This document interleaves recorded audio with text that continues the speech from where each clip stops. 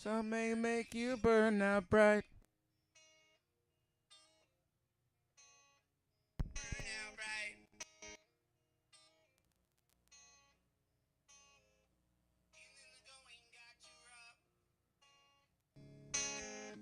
And I felt a little rush of some time and some other stuff. Mostly feel like I had to bluff. The logical voices and rhetorical choices made me choose a better life. Shadow skin demons of some kind feeling keep me up all night.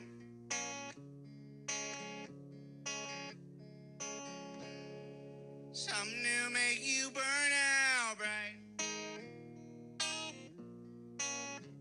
Burn out bright. We made it through weather, it's gonna get better. We made it through weather, ain't nothing left to suffer. Made it through the weather, it has to get better. Made it through the weather, ain't nothing left to suffer. Burn out bright. Burn out bright.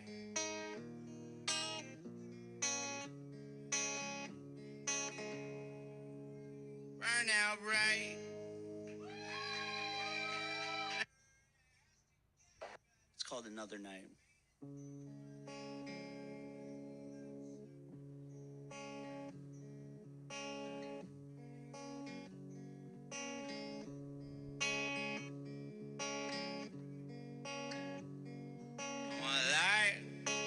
What I do,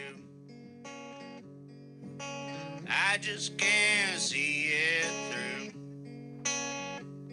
I like what I say. Feel like it don't matter anyway. Fix this condition of gaining ambition. Well, what I want to write. Inhibition has got me wishing I could just be alright. Maybe on another night. Maybe on another night.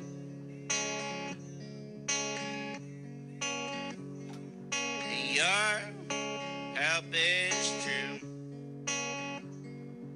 It's just me and you.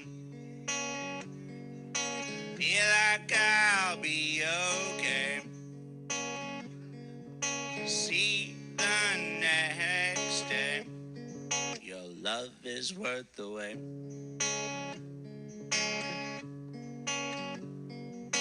Find a little time to make your smile shine. Just be patient, be kind. We'll be just fine when we run out tears to cry. I will make this mess mine.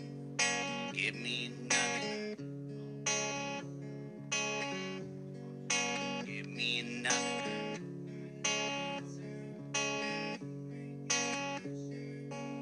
I'm sorry I said again and again, when the world has left, you're my only friend. I don't wanna waste another minute that I spend. Don't want this life to end. Give me another night. Give me another night. Just give me another night. Give me another night.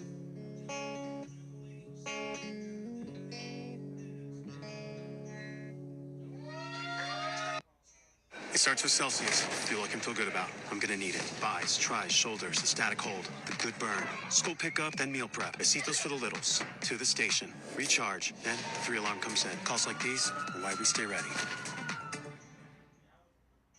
I share dad advice with millions on TikTok, but I'm also a dad at home. So from one parent to another, here's something I learned. When your teen joins TikTok, they're protected with over 50 preset safety and privacy settings. Accounts all start private, and for those under 16, there are no direct messages. And only friends can comment on their videos. Because when safety comes first, discovery can follow. Hey, even dads need dad advice sometimes. I can't believe you've got a glass bottom floor. Oh, fish. This month, the madness begins, and we're swishing $25 into your account. And all you have to do is sign up on FanDuel Predicts. And just like that, you can trade the tournament. Let the madness begin. New Nissan. You gotta put it through its paces. Hurry into the Nissan Now sales event featuring Rogue, Pathfinder, and Frontier. Nissan, #1 in new vehicle quality. It's called On Hold.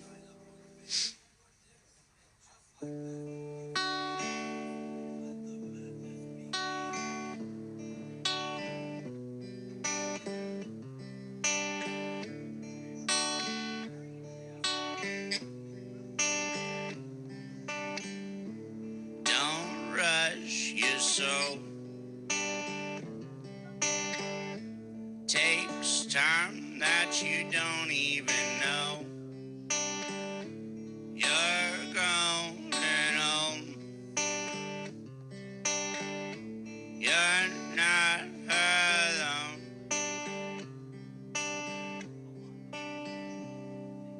We got time in the back of life, and we're not sure if we're doing it right. The end ain't your friend tonight. Keep your life inside, keep your light inside. We got friends to make it out alive. Others wanna see us fall and stare right. Don't give them the credit, don't let it just sing on your own. With your own mind.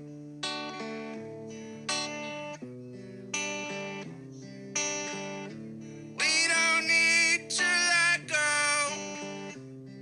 of what makes us young and what makes us solid. We don't need to know everything we haven't been told. It's framed just like a picture. The memories I have with her. Man, would I miss her. Love found in the bicker. We don't need to let go. What makes us young and what makes us solid? We don't need to know everything we haven't been told. Just leave it on hold.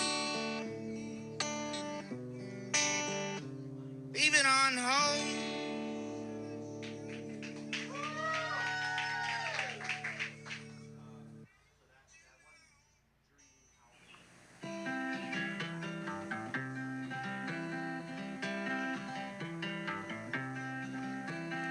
If I had a girl on 9th Avenue, I know exactly what she would do. She would wander at dawn, look around at folks, find someone better looking, who tells better jokes, and then she'd leave me and I'd walk back east alone. 9/8 7th Avenue, now I'm crossing Madison, sobbing on Park Avenue, feeling bad on Lexington, 3-2 First Avenue, going east with the wind, cross the FDR to the East River, fall right in.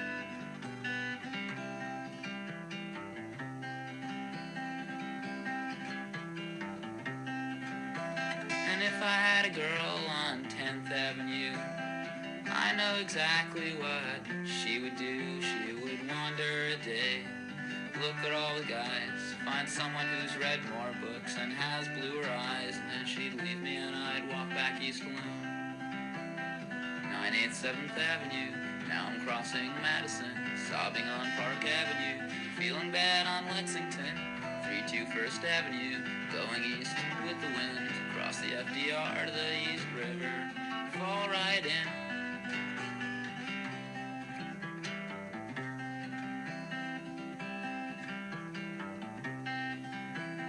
And if I had a girl on 11th Avenue, I know exactly what she would do. She would wander at night, hang around the bars, find someone who draws better and plays prettier guitar, and then she'd leave me and I'd walk back east alone. 987th Avenue, now I'm crossing Madison, sobbing on Park Avenue, feeling bad on Lexington. 32 First Avenue, going east with the wind, across the FDR to the East River, throw myself in until the scum in the East River would drown me.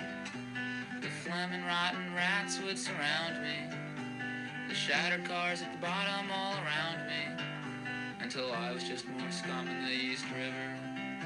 And when I become the scum, it's my job to drown the pathetic hopes and failures of the next unloved clown. Though maybe we'd be a girl and we could become scum together, decompose as the river flows, become one scum together, become one forever, one bloated, rotten, putrid scum forever.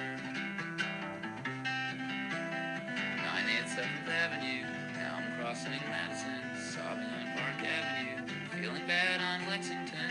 32 First Avenue, going east with the wind, across the FDR to the East River, fall right in.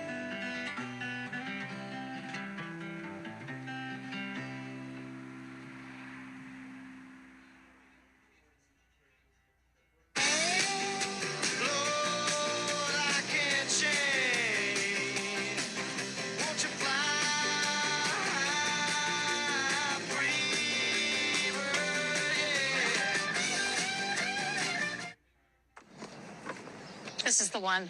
What about adding an addition? We need to check the zoning. Plans? I added a contingency. Upgrade needed? Mm-hmm. Property line ends here. Clemson's back on. Let's sign.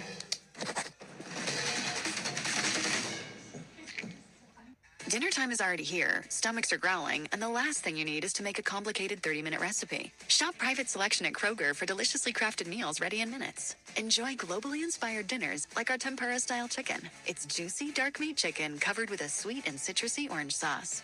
And it's available exclusively at Kroger. For globally inspired flavors, shop Private Selection at your nearest Kroger today. Kroger. Texas proud since 1955.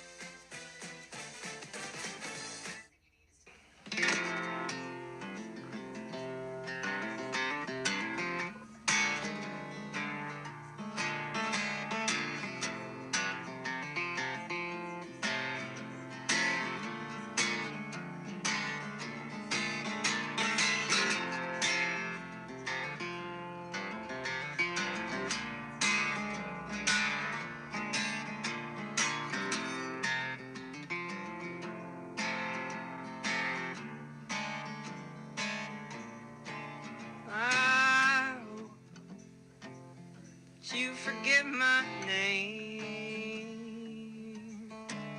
I hope that every mosquito that sucked your blood gets some migraine. I hope that you go to Maine or Rhode Island. And I hope that your tub don't drain 'cause it's got too much hair in it.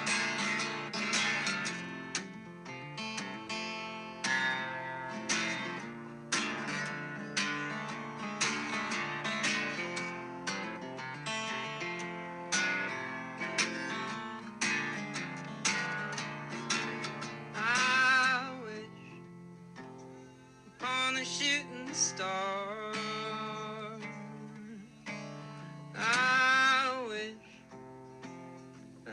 never knew who you were to begin with.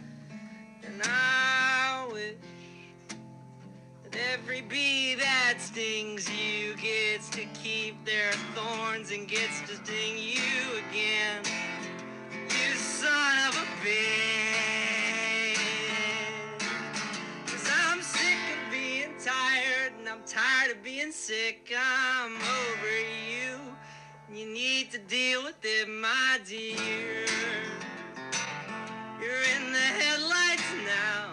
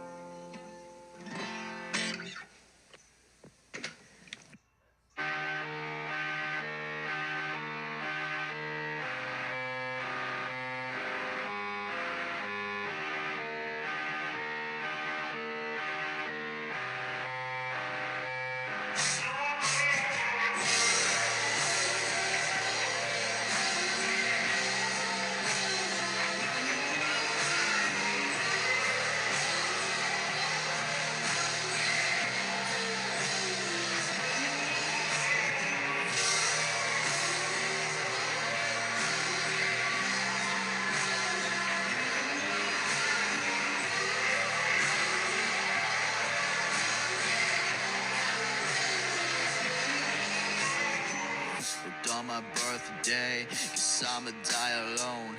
Took an edible to chill, so I'll just cry alone. They've been calling my name, but I can't hear them speak. Voices in my head telling me to hurt them 'cause they're too weak. But I don't wanna hurt my folks, man. I don't wanna hurt my friends. I think the only way to stop all this is if I put a bullet in my head, but it just puts the pain on them. So the fuck am I supposed to do when these meds don't help?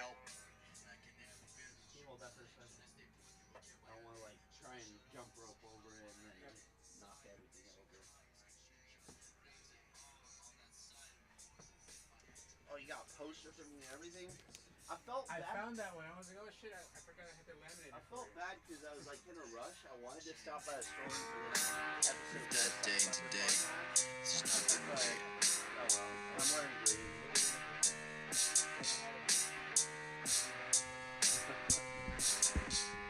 Cool song. I've never heard it. Mr. Introvert?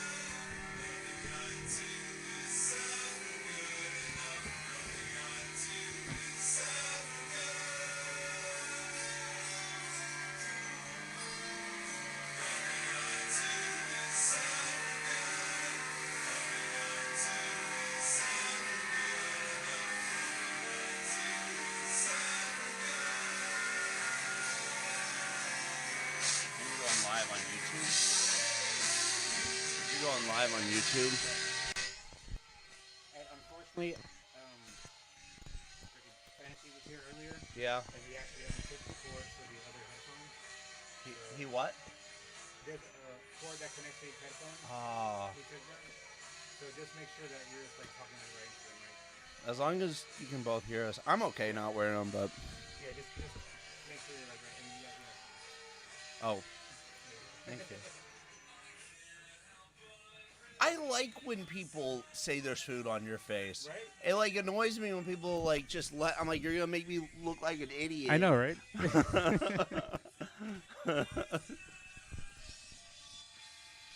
Austin was enjoying a little Cinnabon type thing we have here at the coffee joint. It was pretty good. It was, yeah, it was good. I'm not a food critic. I thought about, like, I was like, you know, you always think about as a musician or just artist and pursuing a creative industry, you're like thinking about other industries you could pursue. I don't know if it's ADD brain or just like scatter brain, but like you're always thinking about other industries that you could pursue. And one like popped up the other day. I was like, what if I was a foodie? Like, what if I was like a food critic? I don't know. Like, what if I just ate food? Yeah, why not? Shoot. Why not? Not just ate it, but like did the little car vlogs. What's up? I just ate a cinnamon roll from B Hippie. Rosie L kind of does that. Okay. I forget what it's called.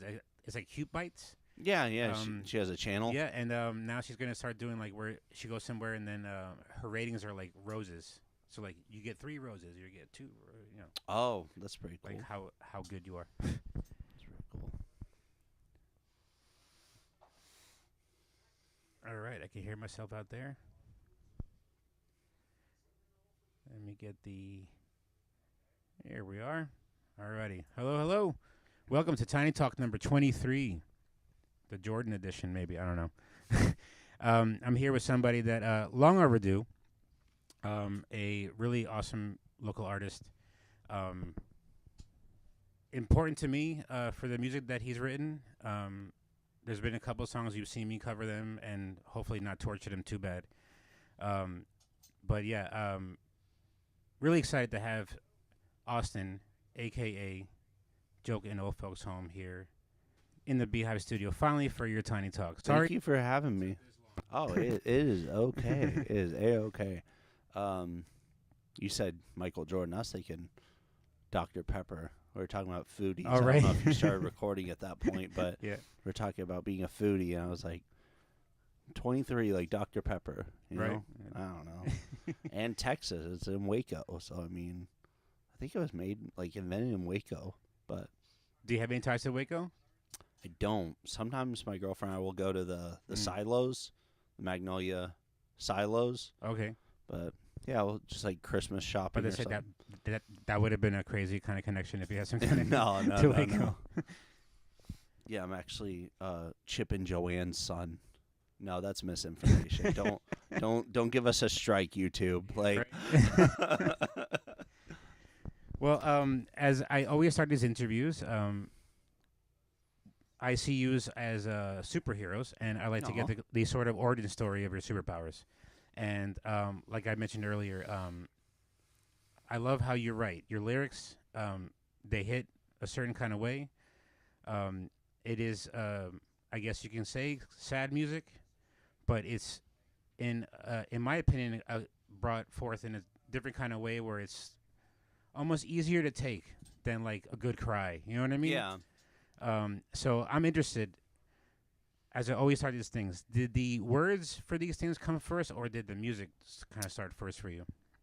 The lyrics, I'd say. Yeah. I've always considered myself a storyteller in whatever medium, music. I also have a whole undergrad video production. I've loved film. I mean, I would argue, might be a hot take, but that I might like movies and TV more than music, but that's a conversation for another time. But yeah, no, I love storytelling in any capacity, and sometimes I guess I'm kind of thinking about right now, like, this is the realization of, like, the lyrics come first, and then I'm like, what mood am I trying to convey? Right. And then that's where the melody comes from. How it, dips and raises and the crescendos and whatnot. I don't know where those come from, but that's a very, people often say that's a spiritual place of, like, where the melodies come from for your songs. And it's a different part of your being.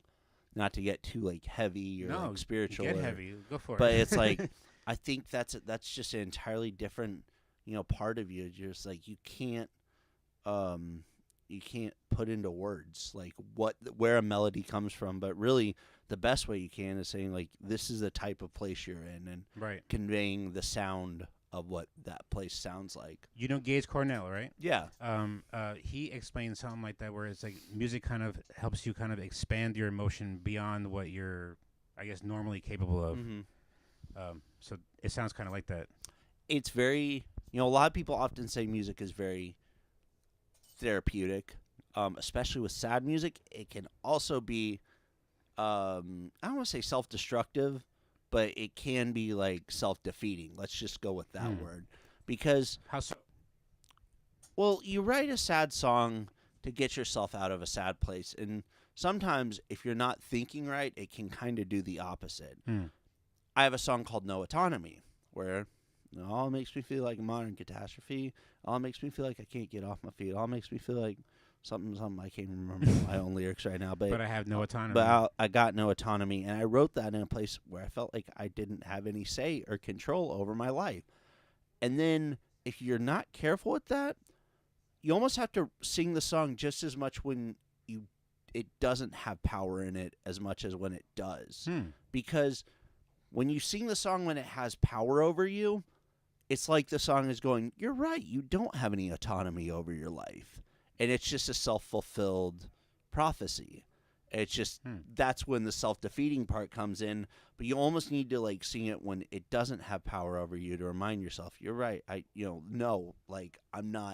not letting the song dictate my emotions or my emotional space. So it's writing sad music is a very fine line just for mental health reasons, and that's where a lot of my it's kind of a chicken or the egg, but that's where a lot of my music comes from is mental health.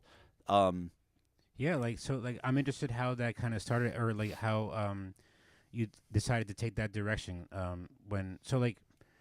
I really want to go back to the beginning. So did you start writing kind of like poetry to yourself or like journaling or? The beginning would be, I'm from Oklahoma. Okay. No shade. Shade probably more towards Oklahoma. I like Texas better. Okay. But, no, I'm from Oklahoma. We have like here the Oklahoma Fair every September or whatever it is. I think I was 11, 12 years old. Then I saw this guitar, and I think about it now because it's kind of funny because, like when I was a little kid, beautiful cherry red. I didn't know brands or anything. Yeah. It was far from like a Fender custom Strat. It was not that. It was like some off-brand, starter guitar, which nothing wrong with that. But again, it is not like we're not looking at a $5,000 guitar here. Right. And I see the guitar, and I'm like, Dad, I gotta have it. And he's like, he knows I have like an impulsive nature and, trouble committing and like sticking with stuff. He's like, and also I should add for context, this guitar is one of those arcade prizes. So there's not. And it was red, you said? It was a red guitar, Oh, okay. red Stratocaster.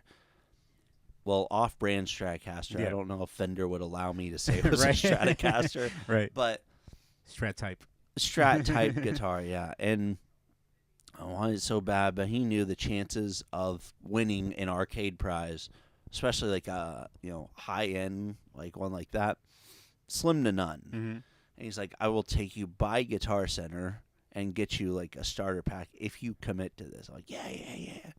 And that's really where the joke, Really? the joke, capital T, capital J, started.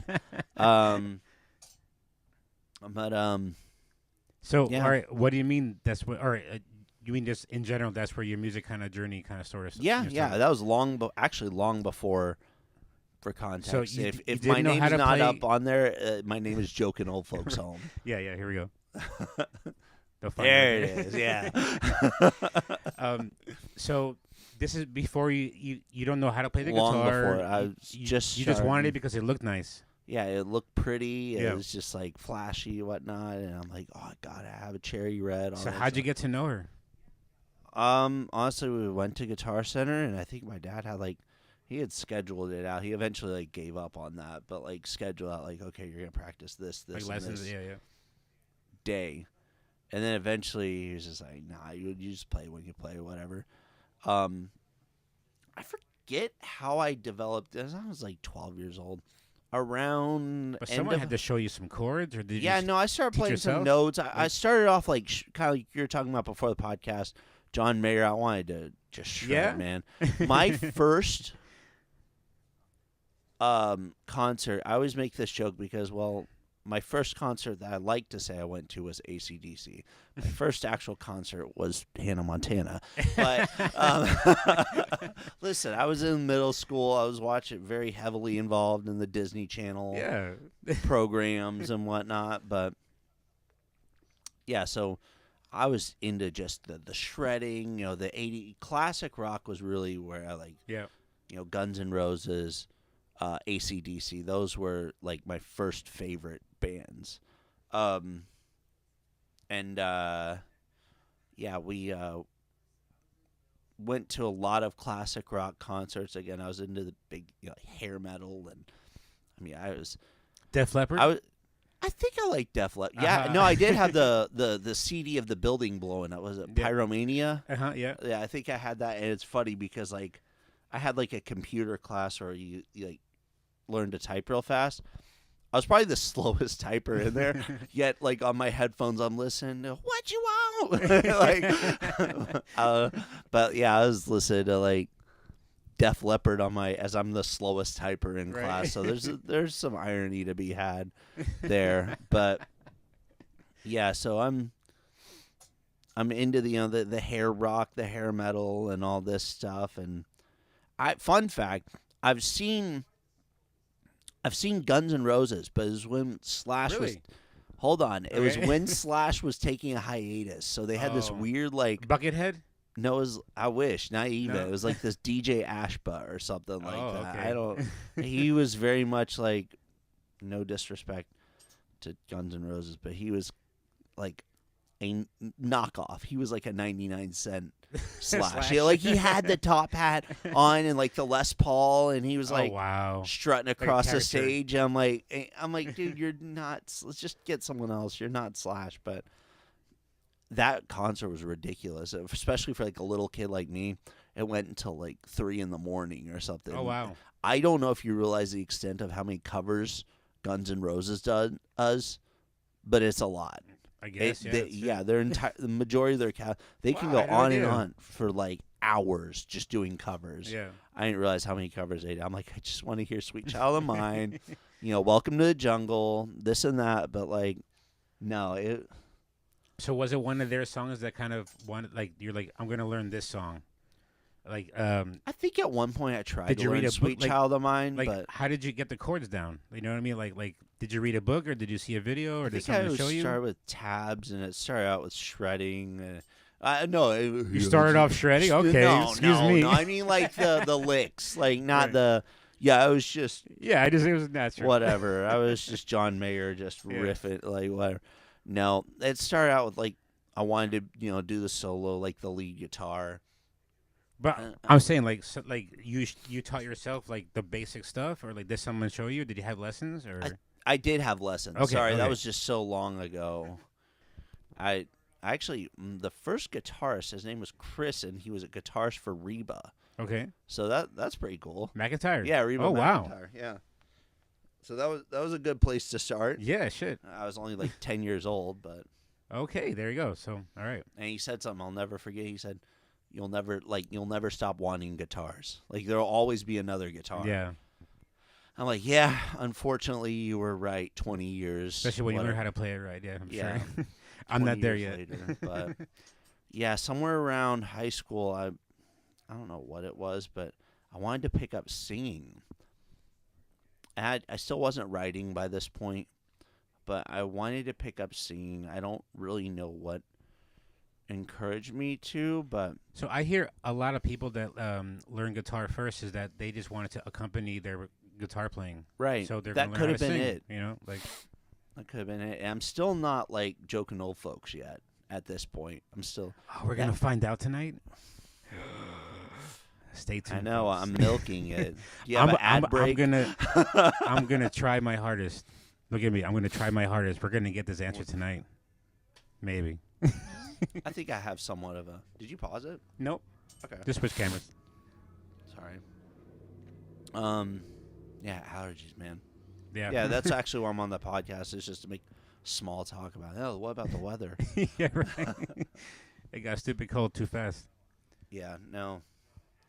Just water cooler talk for like 2 hours. It's like, just go somewhere, get somewhere with it. Well, you were talking about learning or wanting to learn how to sing. Yeah, around high school. I took so like, lessons for that, and then like in school or like kind of like private lessons for that. Not like in my school, but like just private lessons. Okay, yeah. Like were you part of a chorus or anything like that? No, in school it was just like, solo. Yeah, and it was kind of a hybrid of guitar, but I didn't stick with that. Can you hear me? Oh yeah. Okay. I didn't stick with that. And I don't know. I think we have a lot of The familiarity. closer the better, but yeah. What? Oh, there you go. I think Or we have. You can adjust the pick up your mic. Oh, I'll just take it. Oh,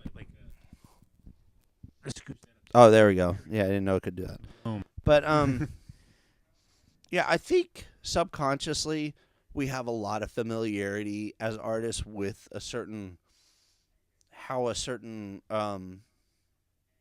melody should go. So once you're in a certain, again, this speaks to like, this is beyond I mean, maybe not beyond science. I mean, chord progressions and whatnot. I'm not classically trained. Okay. But once, I play a note on, a fret or something like that. My voice cracked, of course, the one time I try to sing. But, you play a note on a fret and you're like, okay, it's in this key. And it's like, what chord sounds right after this? Okay, this one does. Okay, this one does. And then eventually it starts to take form in your voice and in your head. And you're like, this is what the song should sound like. Mm-hmm. But maybe I'm still getting ahead of myself because I think by this point, high school, maybe college, I was starting to dabble in singing and just really, I don't even think I got to writing yet. I was about there, but yeah, it's all kind of a blur. I don't know what compelled me to start writing either. I mean, I guess maybe I'm just going to say the typical safe answer. It's like, it was something that I felt very passionate about. I don't know what that was because it was like, 10 years ago, but to start writing. Yeah. I had some demo songs here and there, but the first one, let's just get right into the first one.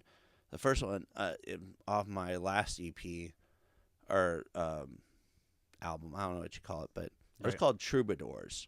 Okay. And I don't know if you've heard that one, but it was basically a song about moderation was very important to me at the time. And it goes, stand on the left, all the troubadours stand on the right. Can't find no more. Stay in the middle, all the ones you just might adore. And now, how come moderation was so important at that time? I don't really remember. I think I was just like feeling so aggressive, like this way or that way. And I'm just like, you just need to find like balance and composure in life. And I noticed, like, stay on the left over here and then stay on the right over here. It could sound political, but it's not a political song at all. Yeah. Like, it was literally just about finding symmetry. Yeah, just symmetry and finding a middle ground in life. And I think once I released it, things started to get very, for lack of a better word, hectic in the world. And I'm like, that was just unfortunate. So when was that about? 2019, okay, I'd say 2020. So like that's when the shit happened. Yeah, just everything started to go down. But I was like, I did not mean for the song to be like this. It was not to pick this side or that side. It was literally just like a song about moderation. So, really started, and that's really when I started dabbling in mixing myself. Okay. Again, still just I was looking for a job. And I just didn't have the money to get into a studio. Let's see, I'm trying to keep count because that album has like, let's just say 10 songs on it. And then, the new one is anticipated to have like 10 songs. I came out with an EP last year, so there's 4. Let's just say like I have like 15, 14 songs, something like that. Mm-hmm. One of them is the only one that was not self-produced. So, okay, I don't know. Nice. I tell people maybe they're just being nice. I don't know. Yeah, you were saying earlier that I'm not a sound engineer. I'm like, I don't know about that, but but yeah, no, you kind of catch the bug a little bit. You play around out of necessity, right? It was out of like necessity. I can't but afford it, so once I gotta you do just it. throw it's like anything else. I think that was a lot of developments or touch points with my music. Is just like I'm just gonna throw myself in, head first, that sort of thing, see what happens. And I'm pretty happy with the result. But me too. Thank you. But I have to know though. All right, so like a lot of people like they start writing music out of something that happened to them, right? Like we hear a lot of breakup songs. Obviously something happened in their life. So for some reason, like Did you know from the beginning that you kind of wanted to write this sort of like quote unquote sad music, like Yeah, from I their mean, perspective? And if so, like why? Like why? What happened? it's nothing, Or did something happen? Or It's nothing it's just like- like that's a creative avenue that you just want to go down. more of a consistent happening, but like I'll just like come right out and say I don't really talk about it that much, but I'm comfortable talking about it. I do have had I've had a history of depression and anxiety. And when I was in high school, it came in waves. Okay. Just let it ride out. But something about there was just a point in college where it just got worse and worse and worse, and eventually I just had to seek some very serious help. Yeah. But yeah, mental health has always been very important to me. In fact, I was, before getting involved in the Dallas scene, I was going to Fort Worth a lot. And it was no disrespect. No disrespect towards Fort Worth. Just like I feel like you have to be a certain thing there, and that's like some sort of country, Americana, that sort of thing. Stockyards types. Yeah, and again, I like Fort Worth. The people are nice, but I on my Instagram feed I saw the Love Mic, and that it spoke to people. Its mission statement was people mental health, Right.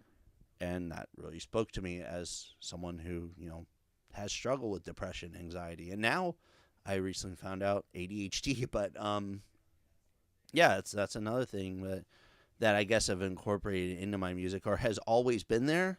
Maybe it's one of those things that's just been below the surface, just ADHD.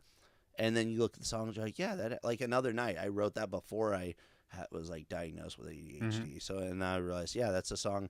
It's literally a song about like putting off the best version of yourself. Right. So that's. Oh, is that what it is? Okay. Yeah, it's like basically maybe on See, I'm not the best version of myself right now, but I will be. Yes. So it's Yeah. kind of like procrastination in a way. Yeah.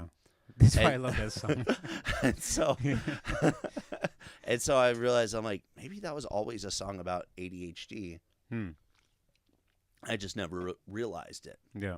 But yeah. So leading that up to the future, which is I released last February, or not last February. Yeah, last February. I released Two Doves, which is a love song about loving someone else, but also self-love. And I like, for some reason, I have this weird ongoing theme of sticking with holidays. So I had the theme of Irish Goodbye, and it's just a song about feeling like, I guess I'll get into the story of that one, but it's just about feeling overstimulated. And honestly,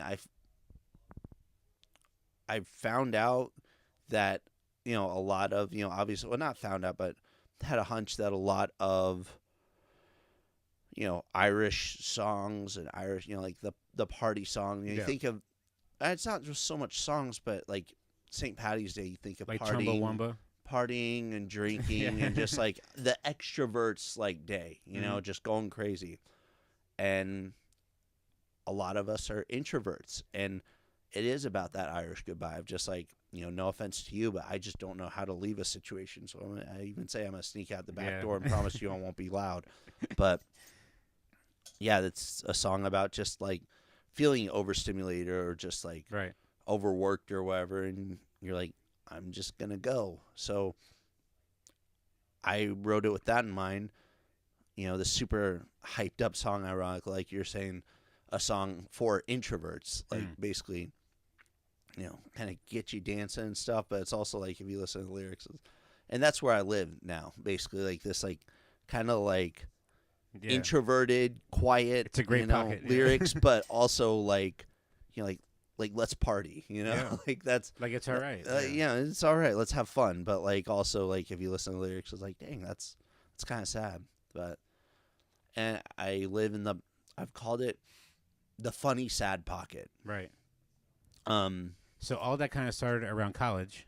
No, I mean, like all the way up to Irish Goodbye. I mean, but started I'm saying, writing, like, taking this direction of like like I'm like some people would just might decide to write like pop music or like this or that but you had a specific direction, to kind of speak to maybe something that was coming, going on inside. And right? man, that's the thing is that I like my sound. I have no intention of changing it. Mm-hmm. But at the same time, I'm like, literally have my master's in marketing, and I don't know how to market myself. I have no idea what genre I am. think you do.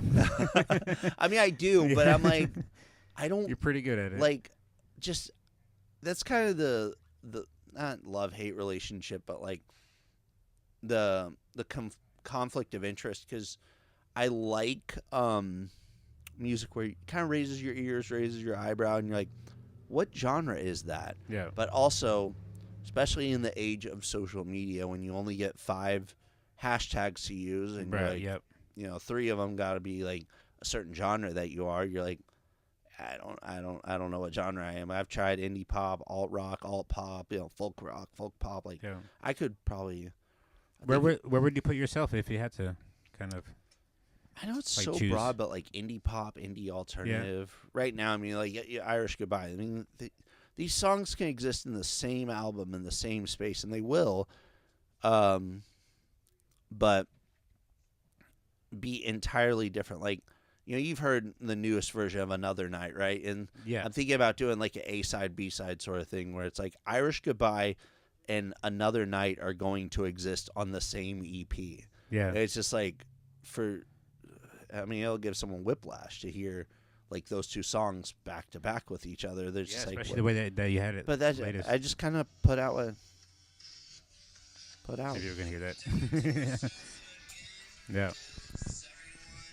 It's funny that don't let me copyright you. You had the Irish, whatever. It happens all the time. It's all good. Your own artist copyright. It was funny. I hate the Irish Goodbye, because I'm Colombian. Well, it's mainly from my Colombian background, but like, you have to say hello to everybody. And you have to say bye to everybody, and like after a big party or whatever, like it's like that's what takes most of the time is like us saying bye to everybody, and then like as you're saying bye to everybody, then you get into another side conversation, and then it takes like 3 hours, to get out the door. Not to paint myself as a fraud with this song, but I actually don't know how to say goodbye in a lot of situations. Like, I don't want to like make it weird or nothing. I'm just like kind of hanging around to the end of the function or end of the party. I'm like, I don't know how to get out of here. Like, I don't know if you ever found that yourself in those situations where you're like, I don't know how to leave. I don't take offense because you kind of said, hey, this is kind of what I do. But I'm like, oh, yeah, where's Austin? Oh, yeah. He must have left. And that's also like what the song is about. Like, it's as Brennan Jackson's like this, too. I give him a lot of shit for it. But it's as much about awkwardly staying as it is. Yeah. No, I get that, too. Sneaking out. You're just like, I think it was like of course, like I said, I'm from Oklahoma. I went to OU and also went to UTD for my master's. But I went to a OU Texas watch party with some old friends from OU. Not gonna say which team we were rooting for, but went and was at a friend's house. And long story short, people are coming, people are going, whatever. They're saying they're leaving, and then my friend who invited me, who I'm closer friends with, left. And so, like, I felt so, like, awkward to leave. I'm sitting there, like, with, like, he's a grown dude. So he has, like, a daughter, like, in-laws, all this stuff. And I'm just sitting there on the couch. I, like, barely know this guy. Yeah. I'm just sitting there on the couch with his, like, daughter and in-laws and, like, all this. I'm like, sounds like torture. I'm like, get me out of I didn't know everyone was going to leave this early. Get me out of here. I don't know how to leave. Now, this is why probably secretly, like, I admire the Irish Goodbye, because, like, I wish I can just do that. Yeah, no. Just be like, 'cause, like, I've been there. It's torture where you're like, okay, it's time for me to go, but like, can I please leave? But I can't. No, that I found myself, and that's what Irish Goodbye is just as much about. It's kind of a paradox where it's like, yes, it's about people sneaking out the back door, but it's also about people who just stay a little too long. Me. Yeah. Right. Whatever. But So you mentioned, all right, so this is around college you start kind of writing this kind of way, right? Mm-hmm. And were they kind of personal songs, or was it just kind of like, I'm telling a story of just a sort of feeling, and then throwing in a fictional story that conveys that kind of feeling, or was it coming from somewhere personal? So the first line of "And Don't Worry," I'm not gonna recite the whole song. I know this isn't a rap genius like behind the lyrics. Sure, I guess it is. it could be, but my first real song that I released was Troubadours, and the first line of that song was, "And I was for a half second happy and a moment elated," and kind of has this weird For a half second happy and a moment elated. and a moment elated, but it all faded. In a decimal of doubt, my heart went down south, digressed to freshman year like I'm the new kid in town. Then it goes into the chorus. But I kind of liked, and I stuck with, I immediately found my footing with how I wanted to write.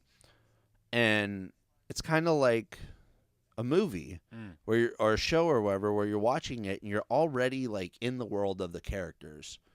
So I thought that was a fascinating way to write that I don't see that often. I feel like people start with the intent of writing at the beginning of a sentence. I kind of like that, like halfway, like ... like here I am, like you just kind of stumbled upon me. Right.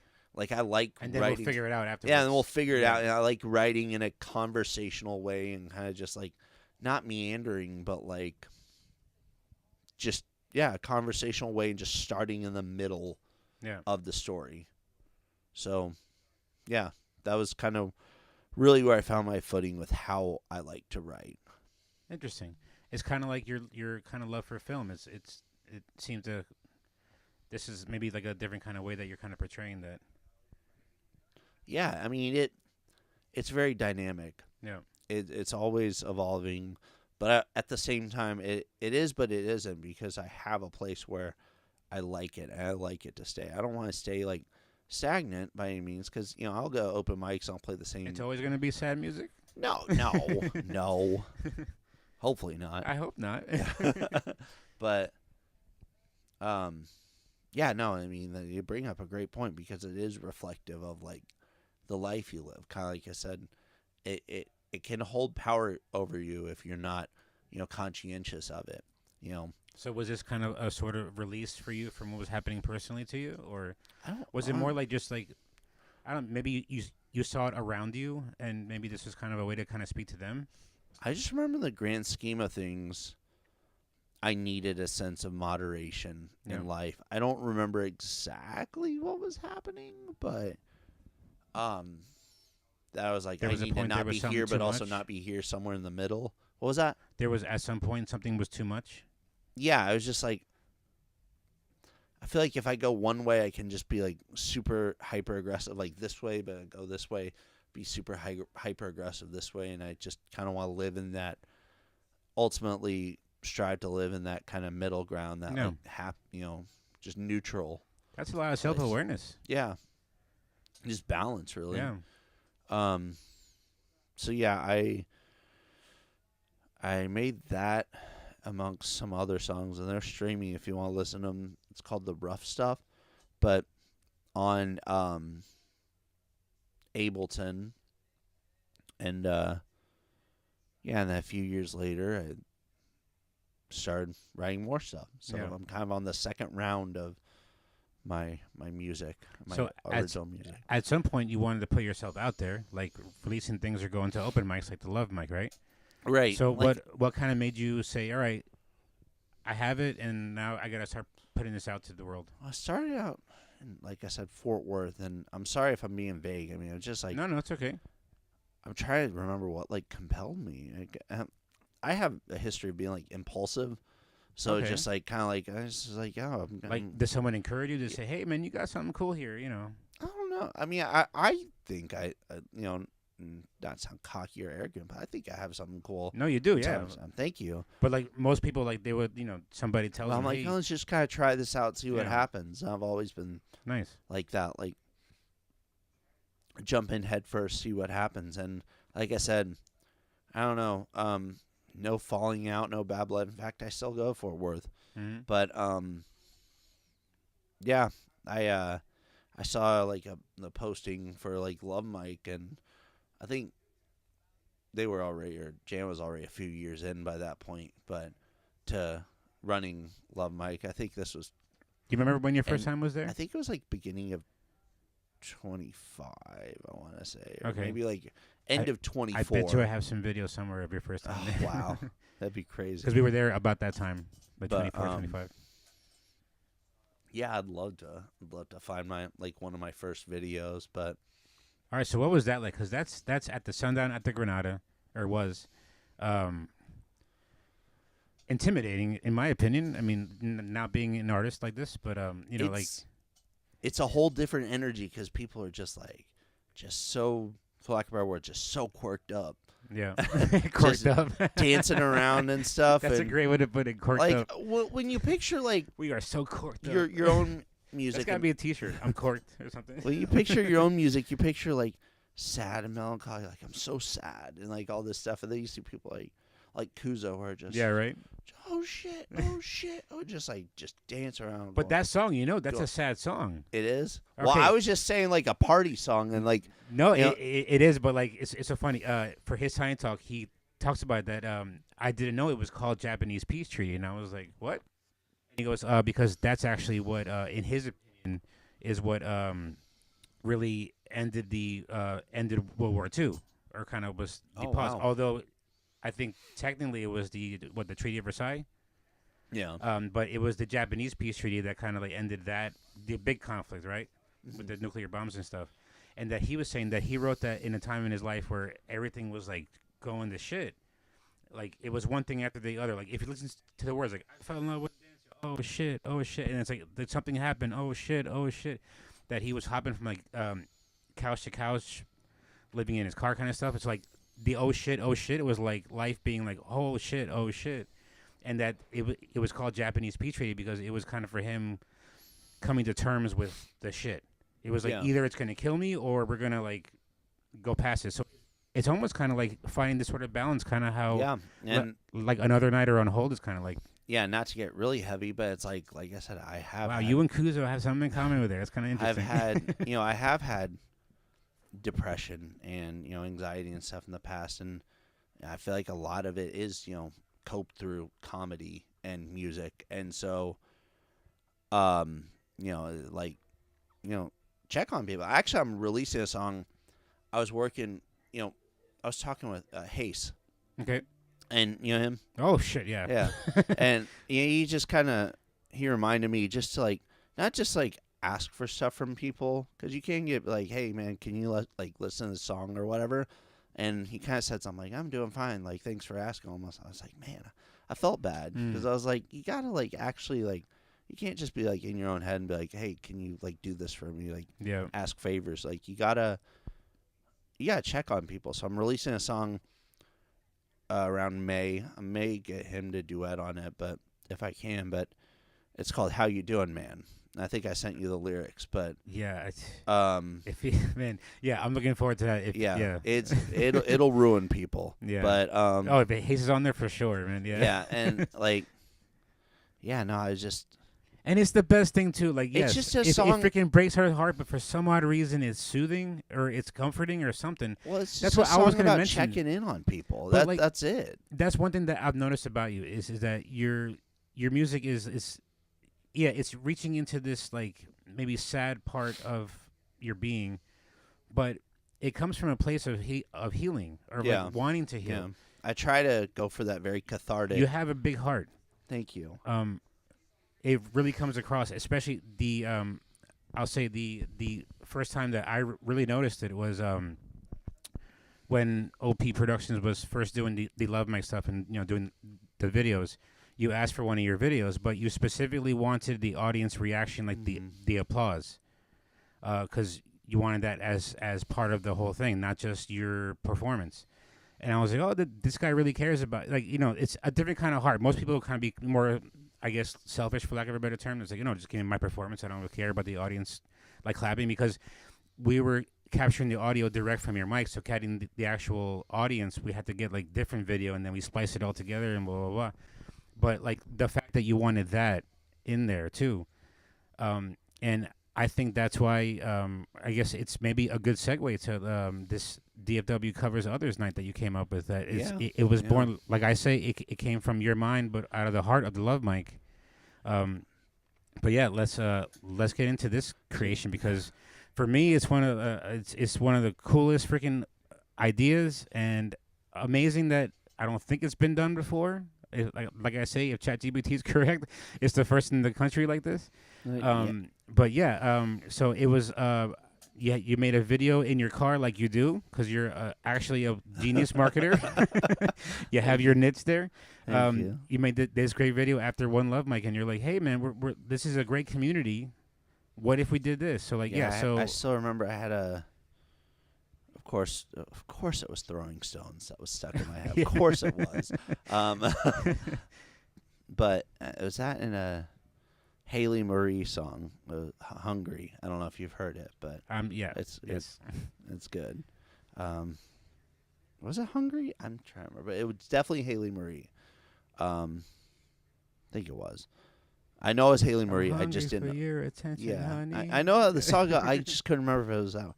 But yeah, I had two songs stuck in my head. I'm like, what if these artists what if someone because, I was also thinking from a social media perspective, you go and tag your favorite artist. That's what it is. It was like a brilliant marketing scheme. I was like, this freaking guy, and then you're like that. I mean, I'm messing with you. Not in a negative way, but it was a great marketing tool. Let's say for these artists, but because I was like, and then when you said that you're a marketing, I was like, of course you are. Yeah. And that was the thing. I was like, so many times, all of us artists have, and maybe we've tagged a big artist, maybe we've covered a Sabrina Carpenter or Chris Stapleton, Beyonce, whatever, and even if they did tag us and say, "Oh, you sounded great," it's like it was probably their social media manager, like it wasn't even probably them. But how many times have you reached out and nothing? Because it's like they probably get so many, but it's like. We talk to these people. We know them. We see them week to week, yeah. Yeah, we see them once a week. So it's like, and it's also, I've realized, people are like, I think it was DK and Tiger. They're saying I'm so scared to play Jillian's song or something. And I was like, it's kind of exposure therapy in the way. I didn't mean it for that, but that is a lot I've learned after the fact is I have been behind the 8 ball, with a lot of it because it was just a video. It's like, what if this happened? And those are always the videos that do pretty well. Yeah. I got people from Dallas, people from Fort Worth just going, yes, let's do this. Yeah. And I've constantly worked up on the 4th iteration. Yep. So before the 4th installment on May 3rd, it was almost May the 4th. I didn't want to do that. I didn't want to. I was like, we got Love Mike on Monday. I don't want. Unless I don't know. Hey, Love Mike. I am VP of the Love Mike Foundation, by the way. I might have some pull here, but I don't know if Monday. Well, we'll talk about. I mean, I would love to be at the tiny stage, but just to be May the 4th, and it's also your birthday. It is. So it is Star Wars Day, the 4th one. And May the 4th be with you. Oh my God, yeah. Well, right now, tentatively May 3rd at the tiny stage. Tentatively, I'll be turning 40. No, I'm 31. But yeah. Came out of a lot of things, just wanting to cover other people and just showing appreciation, love it. There's songs that we let fall by the wayside, and we're like, I don't even think this means anything to anyone anymore. Yeah. And then they cover it, and you're like, Roman, the writer, he covered a song that Remy had on a different agent. Yeah, she's like, a I whole hate that different song. agent. It's nowhere online, and I just like I do with all the others. I'm like, hey Remy, someone wants to cover Rattlesnake. She just freaked out at me. She's like, who and why and what? How did they find Rattlesnake? I'm like, I didn't expect it. She's like, no, it's literally nowhere. Yeah. I'm like, of course Roman would be the one of to course. find it, and he doesn't just find it and cover the back. No, he makes a whole arrangement, his own, and then he even that's what I love to see. I don't just share when on social media. I won't just share. Oh, this person covered this person. I mean, I do, but even he made a whole track of a Blue Line song that he released to streaming. And he has all three of them on the cover. Yeah. And so I'll share that. I want to see, people sharing and loving each other's music. And I think I was out at a flea market in Fort Worth or something, and Jalen was playing. Yes, I saw that video. Yeah, she covered Wade. And yeah, it's just like I just want to see more of it. You Yeah. know, just like people giving love to other people's music in the. No, in the it's community. a brilliant marketing idea, but also like, man, from that first one, like the reaction from people seeing themselves be covered by know. like someone that they know, whatever. It is was- like that one time when Monty was doing La Ramsey. Yeah, and he And ran La Ramsey just like runs into the street because he was He so ran good. Like, he just across the ran. street. He just He ran away. "Oh!" Yeah, like and like seeing Jalen was being covered Yeah, by yeah. DK and stuff, and like how Sarah Hanks was covered like 5 times at Volume 3, was it? Yeah, and I Like- think it was last time, you know, like Remy and Faith are friends. Yes, right. yeah. And then Oh, that was so beautiful, Yeah, yeah. Faith covered Remy, and Remy got up there, and they duetted Yeah. together. That's so cool. Yeah, love and- it. yeah, there was But- tears and everything. Yeah, it was. And also really awesome how after that was born out of it was the DFW covers others podcast, interview. yeah, Yeah, yeah, where right now here. where it's where the person that covered they get to interview each other. So say like I actually the very first one because I attempted to cover Another Night. Although I Yeah. can do it way better now, and I will. It sounds good. I Um, love your On Hold. That sounds. I sounds freaking really love good. that song. But yeah, so I would interview Austin and say, hey, this is why I love this song and this is why I wanted to cover it. And then Austin would say, well, this is why I wrote the song and here's how I wrote the song. And then, you know, you get into the artistry conversation and then there's a performance afterwards where the person does the original and then you get another crack at the cover, which I love too because you're getting like a sort of second try at it. Because Yeah. that first time you're probably super nervous. It's Yeah, the first time yeah. you're ever doing it live, and it's kind of a surprise. But now you're getting like a sort of second try in front of that person too. It's just really cool. It's freaking And, you awesome. know, when I introduced it, I felt like there was this like misguided or misconception that people thought they were going on American Idol. Like some And kind of competitive thing. No, just like that's just so daunting, and you have to just has to be Yeah, intended yeah. pitch perfect. But like, no, I mean it's like the only I tell people the only hard and fast rule is that you just have to cover someone else. That is it. That is it. And they're like, oh, people can I do this? I want to do this version. I'm like, dude, I don't care. Like it's totally up to you. I want to hear entirely different. You know, like we were talking about. We were saying before the podcast that a song, the lyrics for a song are like a script for a movie. Right. And once you hand that to, let's just say the director, it's like, which is the person, you know, obviously music who like come up the producer who comes up with the melody and whatnot. It's like it can go in any different direction. That's okay. And I want to be conscientious of, because when you write a song, you obviously have an intent behind it, and it's very near and very dear to your heart. Yeah.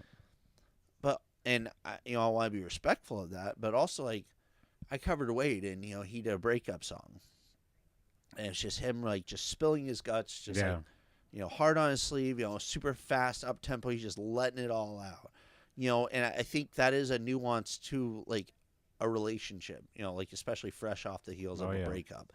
But at the same time, again, that's where it starts to get a little dicey because it's not my story to tell. Mhm. It's I'm not trying to live like vicariously through him or nothing, but I just picture it from I did a little more of a lax, like he goes, "How's it going?" It's just very fast tempo, just like kind of in your face, and mine was just kind of a little more Balanced. lax. What? Balanced the way Balanced, you are. yeah. And that's just the demeanor I would bring Yeah. to the song. And again, there's nothing wrong with that. And I think we can resonate with songs in different ways. Sure. I don't think they're so subjective. Even though there's obviously a fixed tempo and fixed, melody and key and this and that, it's like it doesn't have to resonate with you in a certain way. Yeah. It doesn't have to. It's nice. It's nice if you write a song and it's like, oh, someone comes up and says, I've felt these feelings before and I'm, so glad you could articulate them. That's high praise. But also, like, if someone took something entirely different from your song, it's like, that's also great. I imagine that, like, I would feel amazing if I wrote a song, like, that was personal to me, but, like, can kind of people can kind of relate to it, and then someone covers it, like takes the time to learn it, and then do their own thing to it because of however it kind of resonates with them. Yeah. And like give it a whole different life. You know, that must be the biggest kind of compliment versus like covering Justin Bieber or something. Yeah, yeah. I mean, and even sorry, this freaking chord is going stupid on me. No, it's funny you mentioned Justin Bieber because there's a folk cover of Justin Bieber that I like way better. It has a whole different, it's an entirely different key and has a whole different chord progression. All this stuff is so different, but I like that version better. And I had a friend come to the first covers others. And he brought a banjo. He covered Fate, and it made me so mad. Not him, but hear me out. I'm like, why didn't I think of a banjo on this song? Like I'm sure other people have felt that they're like, their song is played a certain way. They're like, why didn't I do it like that? But yeah, it's a very collaborative space too. I think, shout out Hayes and Katie Day. They're going to be at Far Out tomorrow. Go see them. Yep. But I break some tissues too with those two. No, oh my god. They were at the last one. They actually wanted to cover me. No, they did what was freaking one of the coolest freaking things about this amazing. DFW covers awesome. Other thing, and I hope it becomes like a tradition almost. Is that we had time afterward. There was like we wrapped up and we closed at midnight on Friday and Saturdays here, so we had some time still. And Katie Day was not planning on covering anybody else. She was there to kind of watch, I think. And Hayes was there too. I think the same thing, just to watch. I don't think he covered anybody during the night, or maybe he did. I don't think that he comes for a lot for just support. Yeah, just which is awesome. Support. And they go in the I guess lobby, for lack of a better term. It's like in the area in front of our restrooms that has a kind of seating area, and it was like what, like a 4-piece band is kind of formed. Yeah, so it was like so impromptu, and like they they had I think the name of their impromptu band was like Hot and Talented. They even named the band. Yeah, they even named it. They said this is our first and last show as Hot and Talented. So Hot and Talented. They had first to start out. She went in there to practice, and then Hayes joined along, and then I don't know the order, but at one point Alex Nolasco did, and then DK and Tiger went in there, and then by that point, so you have DK, Tiger, Alex Nolasco, Katie. What was that, like 6 people? Yeah. Up on this stage, and they're doing this whole like, what was that band? Edward Sharpe and the Magnetic Zeros, just like whole little commune on the stage of like 6. It was just it was great. It was awesome. It was freaking amazing. And they did, on top of all that, they did my song, which I wasn't even expecting, and then they did like a super like upbeat, like, feel good stomp and clap version of my song. So that was covers others. I don't want to say that sounds arrogant. It doesn't ever cease to amaze me. It's just like it always has a curveball up its sleeve. And like I said, I always try to anticipate it best I can, but there's always something where I'm like, whoa, that was really, there's a learning lesson, I should say, that I'm like, wow, that was really cool. I'm glad that happened. It's always so holistic and organic and just natural. It's not like, and then we're going to plan this, and then we're going to plan this. I mean, sometimes, but it's like a lot of the times it's just like, it just happens, just spur of the moment. I'm sorry, I'm just changing up. No, you're good. Our cords went stupid on me.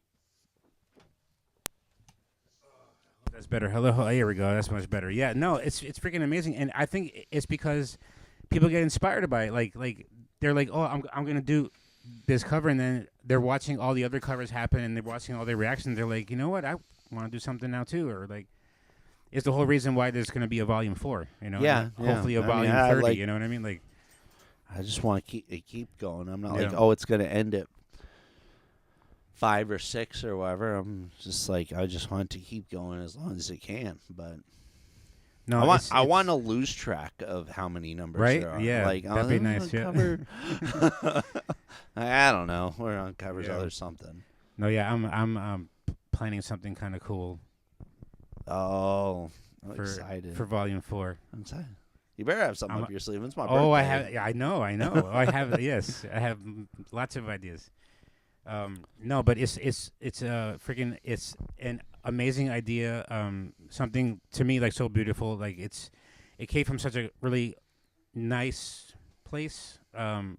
Where it's like not being competitive. You know. Yeah. No, that's not. It's a amazing sense of community from it. Even from the Love Mic. Like it's a great kind of compliment to all that. Yeah. And the fact that the first few have been here is a big honor for us, especially here because our thing is that we want to shine light on people, and what a freaking awesome way to shine light on your fellow artists around here. Like I say, for example, like someone like Haley Marie, 25 to 30K followers. Mm-hmm. She follows someone that has a couple of thousand followers. Yeah. Now that many fans have their ear on you a little bit, and vice versa. Yeah, I'll see people like that. That like, I mean, especially from the Dallas area. It's like I don't know him personally, but one time I saw I think what's his name, Angel White, and you know him. Mm-mm. But I mean, if I saw him, I'm horrible with names. Huge. He's pretty big. So, but he'll be at the Kelton McKinney, and then he'll be playing Stagecoach at Bonnaroo, and he plays it's just amazing, just to see an artist like that. It's very humbling and very grounded because it's you don't want to lose your roots as an artist and be like, oh, once I make it, I'm never gonna see these people again or whatever. You want to know that it's this is your home and where you came from. And it kind of inspires people to kind of pay attention to your fellow to your community. And not, like I said, Janice says it, I don't think this kind of thing would work in say New York or LA or Chicago, where it's super competitive. And why am I going to give you the light if I need what it? do you want from me? Right, exactly. And no, it's just Southern hospitality. Yeah, and also maybe that's to kind of clear up another maybe misconception with the DFW covers is that if someone's covering you, you don't have to cover them back. If you did, it would fall dead in the water because it's you would cover them, they'd cover you, and then it's just it's a wall. It's no. That's why the Secret Santa portion of it is it's so freaking brilliant because if I'm an artist, I know someone's going to cover me. I'm like, oh shit, well then who am I going to cover? Yeah. Or at least I'm going to go there to see who's covering me. Come for support because it's Yeah. I don't like being like this, but it's if you don't get covered, sorry. I mean, it sucks, but I want you to get covered, but there's been times where I don't think I was covered. I'm the creator of the event, and I'm okay with it. Yeah. But you just have to remember, it is about you. It's about the community, but it's also not about you, just you. Right. So, I've had times where the first one is I love throwing stones. I think Josh and I had a running joke, but I'm he even was I don't want this to be my night.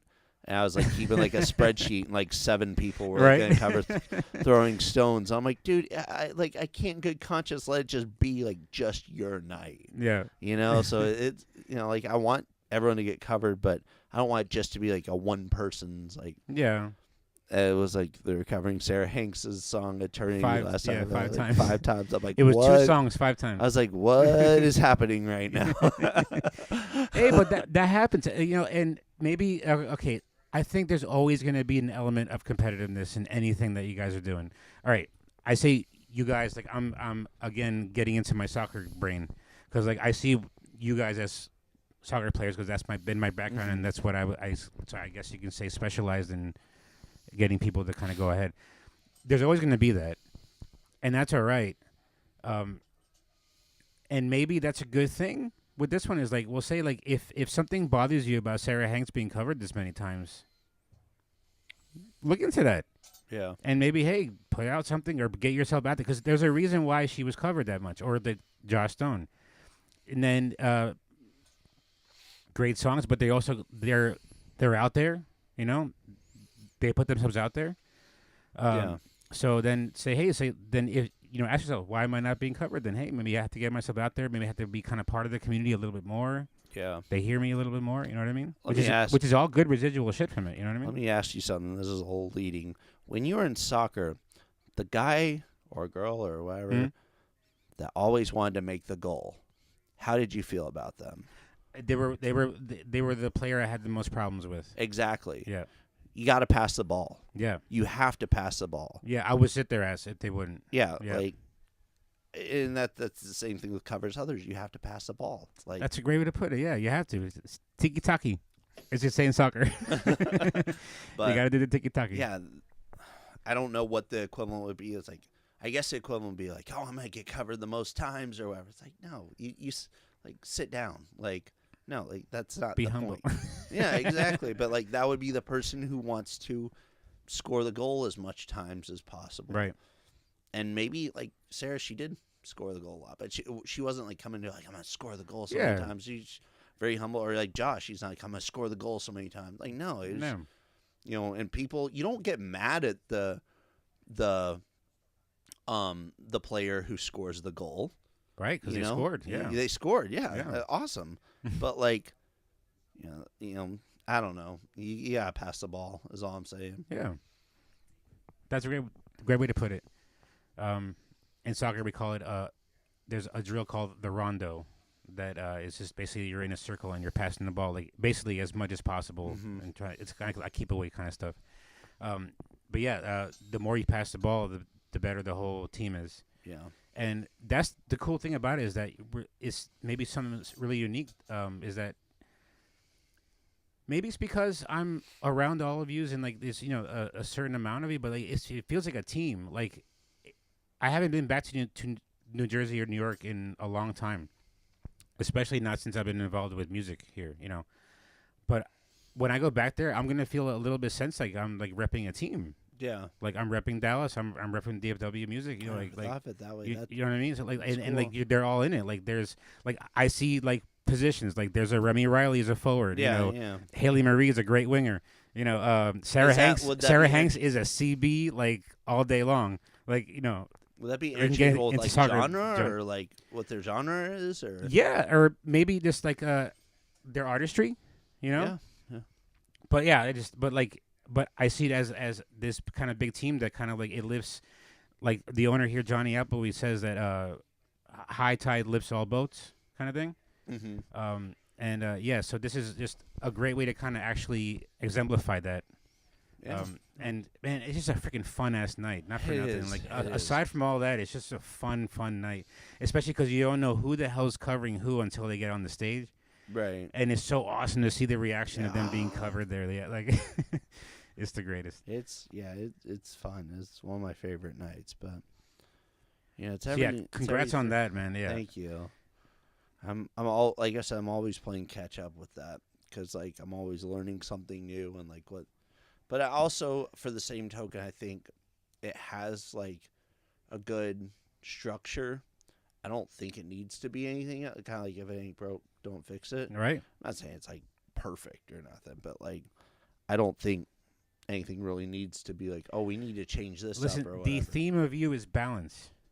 It's right in the middle. It's Yeah. not this, it's not that. It's perfect where it is. Because and it could be as big as we want it to be or as small as we want it to be. It really doesn't matter. Yeah.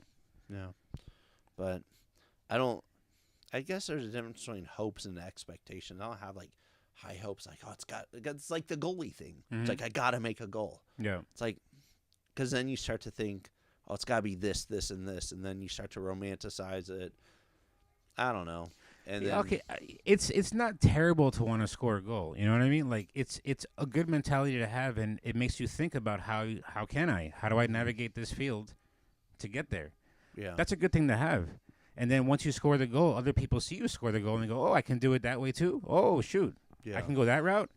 You know what I mean? So not to like shit on the person that wants to score the goal so much, but it's also a good thing, to kind of want to do that. Mm-hmm. So yeah, I wouldn't lose that aspect of it. So like, if it's in you, don't feel bad about that. Yeah, no, I don't think there's anything like we're saying. It's all about balance. It's all about I don't like you said. I don't think there's anything wrong with wanting to score the goal, but that shouldn't be your like one like straight away. Like I this know, is- but on a team, you need someone like that though. Sometimes, yeah, because you can't have everybody wanting to score the goal. You need someone that's crazy about that goal, right? And then we're gonna figure out how to get that person the ball. You know what I mean? So, like I say, it's a good thing, but it's Yeah. all about balance. Because Yeah, if exactly. it's too much, then yeah, it swings the other way, and then you're not part of the team anymore. Yeah. So interesting that you're right or you like sad music, but you have such a nice heart, such a giving heart, Aw. and like, who has somebody broken your heart to like Nah, there's some stuff in high school, but because that's where I come from, man. Is that that's where like I resonate with your music. Is that like I come from like kind of heartbreak and like disappointment and shit like that. But then like for some reason like On Hold, all Yeah. right, we had to talk about On Hold.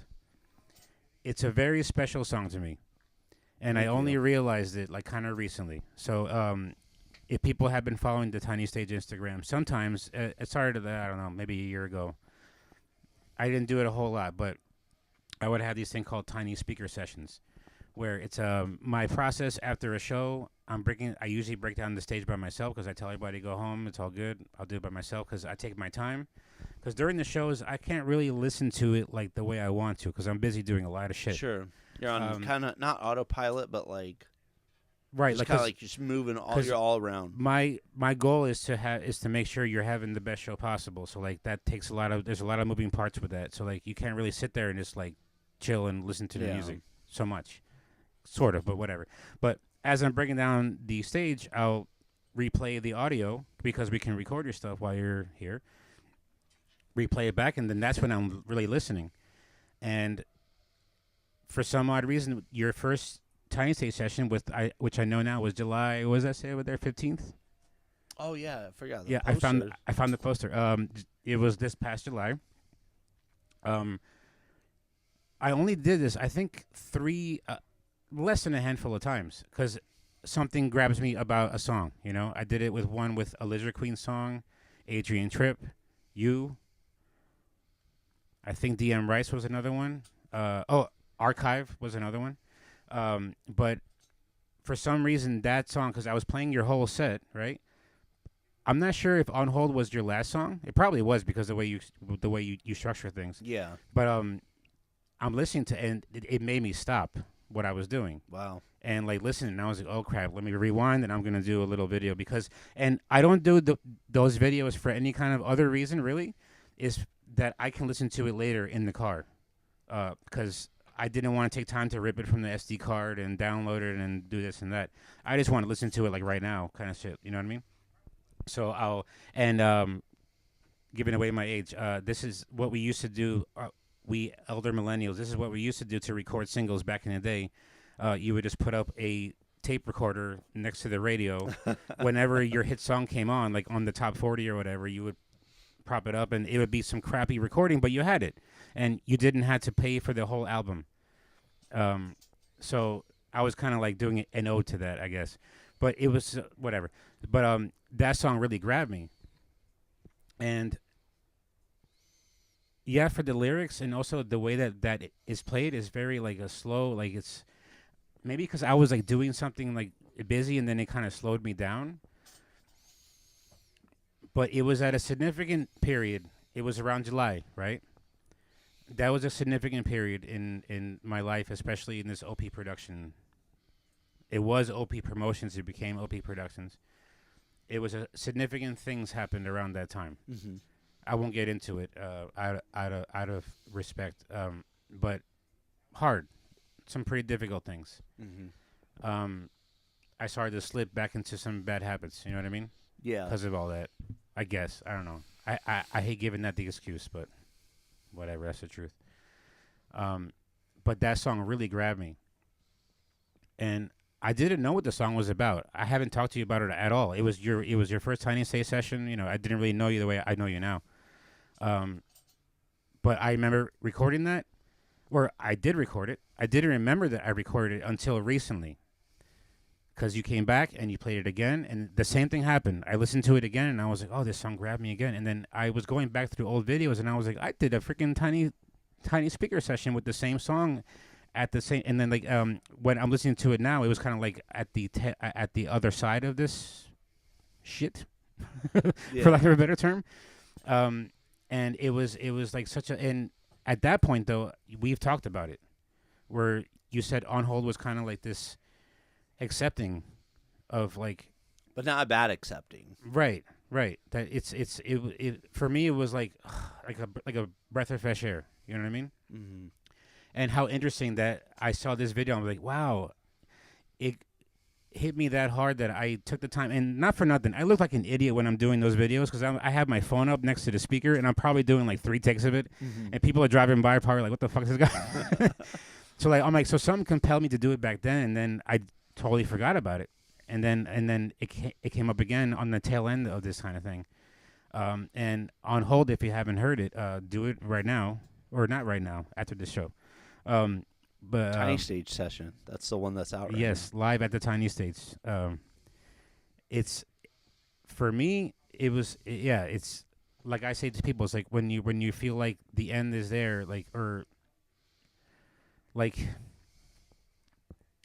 it feels like almost what's the animal, the lemur that like has to like run off the cliff. I've never heard that. Yeah, it's like some kind of thing like that where it's like they some kind of like weird instinct that they have to run off a cliff, but like when you're getting there, to put it on hold. Mm-hmm. When you're feeling this kind of dark, just leave it on hold.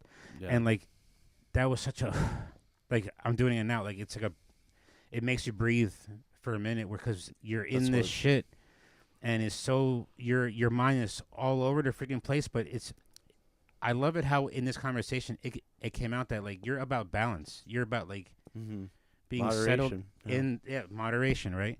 Where when you're in this crap, it's either really hard this way or really hard the other way, and leave it on hold. It's like just leave it on hold, like I don't. And we don't need to know what we haven't been told. Yeah. Like that line, oh my God, I was like, oh, no one's ever said it like that. Yeah. That really like so thank you for that song. Thank you, man. I was getting a little misty eyed here. But so that I was telling Carlos before the show that song was kind of the conclusion to what would be the full whatever 10, 12 song album. Yeah. I've released some EPs here and there, and those EPs or songs would be on this album. But it started out this last project started out probably 3 years ago, I want to say. Yeah. With a song called No Autonomy. And again, I already brought it up, but it's a song about feeling the most possible stuck that you ever could. Like, I don't have any say in my life. In fact, like, well, I'm getting ahead of myself, but basically the song or the album would be like going from the point of being most stuck to not necessarily going to the point of feeling least stuck, but the point of feeling a sense of peace and serenity of like, it's okay. You know, I don't want to, and ironically, that's what Fate is about. That would be about the midpoint.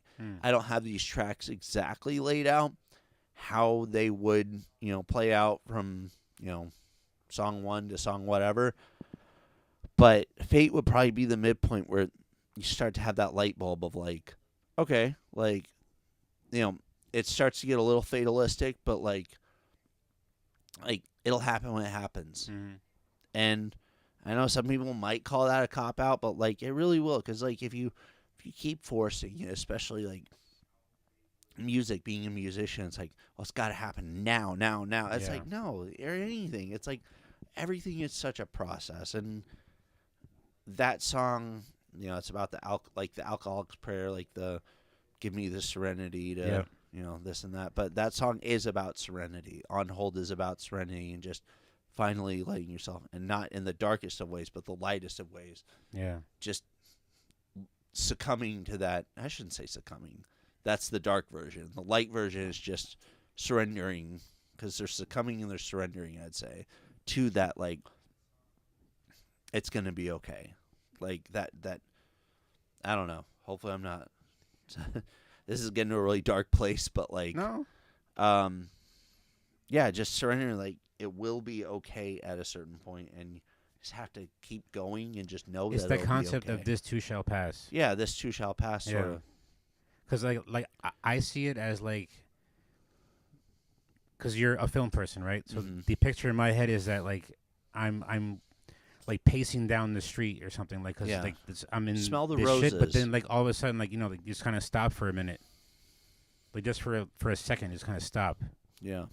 Breathe. Yeah. That sort of thing. And then yeah, like you don't have to, like, I love that line. You don't have to know everything that hasn't been told. Yeah. You know. Yeah, but I don't even know where that's. I just honestly, that song. Usually, most songs I feel like I write the lyrics first, or write it in terms of I'm gonna write this song or whatever. Like it's gonna. But this was more like this album needs like a finite. Like if it's ever gonna be distributed, written, created, whatever, it needs some sort of resolution, some finality. Yeah, for whatever it's worth, that's like the perfect ending to an album. Not that I know shit about anything, but still. Thank you. But yeah, no, it needs some sense. That would be the ultimate like closure song I could give. Yeah. But like, you know, and I like that idea of not a perfect bow. It's like not everything is resolved, but like we have some sense of like peace and like serenity like going forward. Like I want to leave users on that note. If they're listening to a 10, 12 song album, I want them to, on the, 12th song, to be like, it's going to be okay. Yeah. And then just end the album there.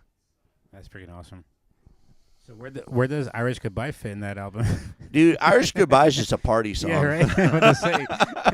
It's just a fun, that just was dance. Also, just Heist also helped out with that song, too? What? Heist? No, also helped out with it, or? So he kind of helped Gold Rush. Okay, Gold Rush. Yeah. Okay. Irish Goodbye was completely me. Oh, okay, yeah. If for what it's worth. I thought I saw something that like he helped write or like produce or something. There was a Creatives Factory. Lasted. He was dancing with He's just I told him, like, I'm not mad at him. It's just funny, but I just told him, I'm like, we're gonna do this bit where like I'm gonna just bring you up on stage. I have a very like dry, awkward, like almost Andy Kaufman style of humor. Yeah. That's the best way to put it. Yeah. And like it's like why do you do that? I just find the funniest humor, and just almost like that cringe, like Andy Kaufman, like, oh yeah, why is that funny? But so I told him he did more than I told him to do. I just told him, I'm like, dude, just come up on stage and just like, I'm going to introduce you as my producer of the song and just stand there. Oh, okay. I literally told him to stand there. I thought he just started was. like, no, those were not not my notes or direction. We started doing all that. Yeah. It was funny, but I was just like, dude, I just told you to just like stand there. That's funny. It's so like, what? I broke when I was playing the song because like everyone's so like, it was the Andy Kaufman like crowd where they're just like unenthused. They're just like, just kind of like giving me grimaces, like, what's going on right now? I was like looking at the crowd and they just had these blank stares. It was cracking me up. But yeah, no, he helped me produce Gold Rush. Also, not just a song, a whole EP that is out. You can listen to Another Night on it. But I'm coming out with what I think is a better version. But I like this version. It's the way it's supposed to be, in my opinion, listened to. But yeah, I was just trying to think of some other stuff I might. I love Another Night too. That's the one that I first wanted to cover for the first volume of the Nobody Covers Others. Yeah, like I said, I'm good at it now, for sure. That song is about, I guess, it was kind of latent at the time, but really realized it is my ADHD song because it is about like, I'll be the best version of myself, just maybe on another night. Yep. And so it is kind of a song about procrastinating, putting off being the best version of yourself.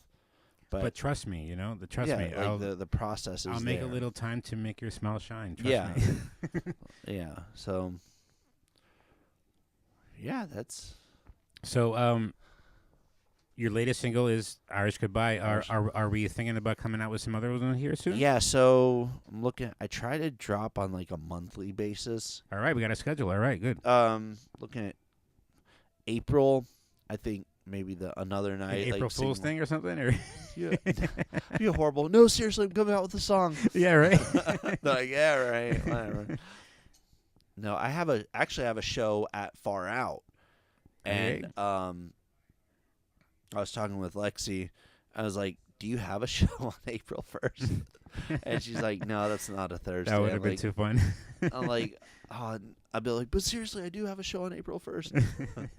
But yeah, show at Far Out. I'll just go ahead and mention. I think other people are saying it, but I am part of the Dallas busking Pew pew pew program, Congrats, the Dallas man. Yeah. Sounds program. So I'm excited for that. Yeah. I've never like done busking before. Yeah. I stepped in for a friend. It was in the dead of summer too, so it was like, actually it was Mac Dog, Mackenzie Brown. Oh, yeah. Yeah. So I stepped in for her, and I was like doing like one of her half-hour breaks or so. I felt like I'm gonna make sure I drink enough water for this because felt like I was gonna pass out. I was like forgetting. yeah. I was like singing Tennessee Whiskey. Oh, yes. It's dead. I don't know what's going on. But no, yeah, I'm trying to do the busking in early to late. Obviously I'm gonna continuously do it, but like try and look for the cooler days if I can. When you start that around? They're trying to look for like maybe, don't quote me on this, maybe like April or something like that. Okay. But it'll start, I think, Well, soon-ish. Don't quote me just yet, I guess. But we have an opportunity. Pew pew pew. Pew, pew, pew. At the Deep Ellum Arts Festival, April 3rd through the 5th. Okay. To have one of the busking stages be the tiny stage. Okay. And I'm gonna be booking it out the whole weekend. Yeah, I'd like to. So I actually did apply for that pew pew pew, but no. Yeah, I'd like to. Either way, like I'd like to play it. I'd like to play the tiny stage. Maybe I can run over from if I make it. I can run over from one stage to another. Yeah, and we're gonna try to have a sort of after party here. Maybe both or all the nights, like Okay. Because on the 3rd, again, this is like tentative, I guess. Mhm. Although we both said yes, but I have to really make sure, I guess. But Eel Salad is a band from Oregon. The only not local artist that has ever played the Okay. tiny stage. Although Eel Salad is Dallas Lee spelled backwards, so he's still a Dallas artist. Oh, that's clever. But amazing freaking artist. But yeah, he's gonna come back and he's playing the Deep Ellum Arts Festival on the 3rd, and then he kind of wants to come over here and kind of have after party, and then on April 4th is Carly Tate. Ooh. Yes, I said it, Carly Tate. That is exciting. So I'm hoping that we can have sort of like after parties here too. So yeah, you'll have plenty of opportunities to. So, but yeah, get back out to there. releasing. I'm looking at releasing. Another Night will be part of a May EP. The remix? The Feeling Season. Yeah, the remix. Yeah. But I'm going to release it probably as a single in April. But, 'cause I found out that actually, I think like National Stress Awareness Day. Okay. Is April. Is sometime in April. I need to look that up, but I actually want to release another night because it is about like That'd be awesome. Yeah. stress and like, maybe I should release On Hold. That's even better for dealing with stress. Man, I already got. I even got another night mixed, but. Well, yeah, that kind of also is another question of mine. Since you're really into film and that's kind of like where your heart is, are we going to get into some videos? I'd like to. So I was talking with Dallas Entertainment Award winner, Tatiana Renee. Hey. Pew pew. But yeah, she actually for her winning song wants to. I sound like Charlie Sheen right there. Winning. That was a flashback. Winning. No. For Lover Girl, she wants yeah, to do for a video, Lover yeah? Girl, we want to do a music video for that, and I'm pretty excited. If she wants to go forth with the concept, I think I told you about it, but yeah. I'm pretty excited at the idea of what we're looking to shoot. So would that be kind of your directorial debut ish? So I did like I guess not even her music video because I did like a a trap rap music video in I don't know. It was somewhere around Trap here. rap? Yeah. I was like the only white guy in the in the area. I was like in the whole city, but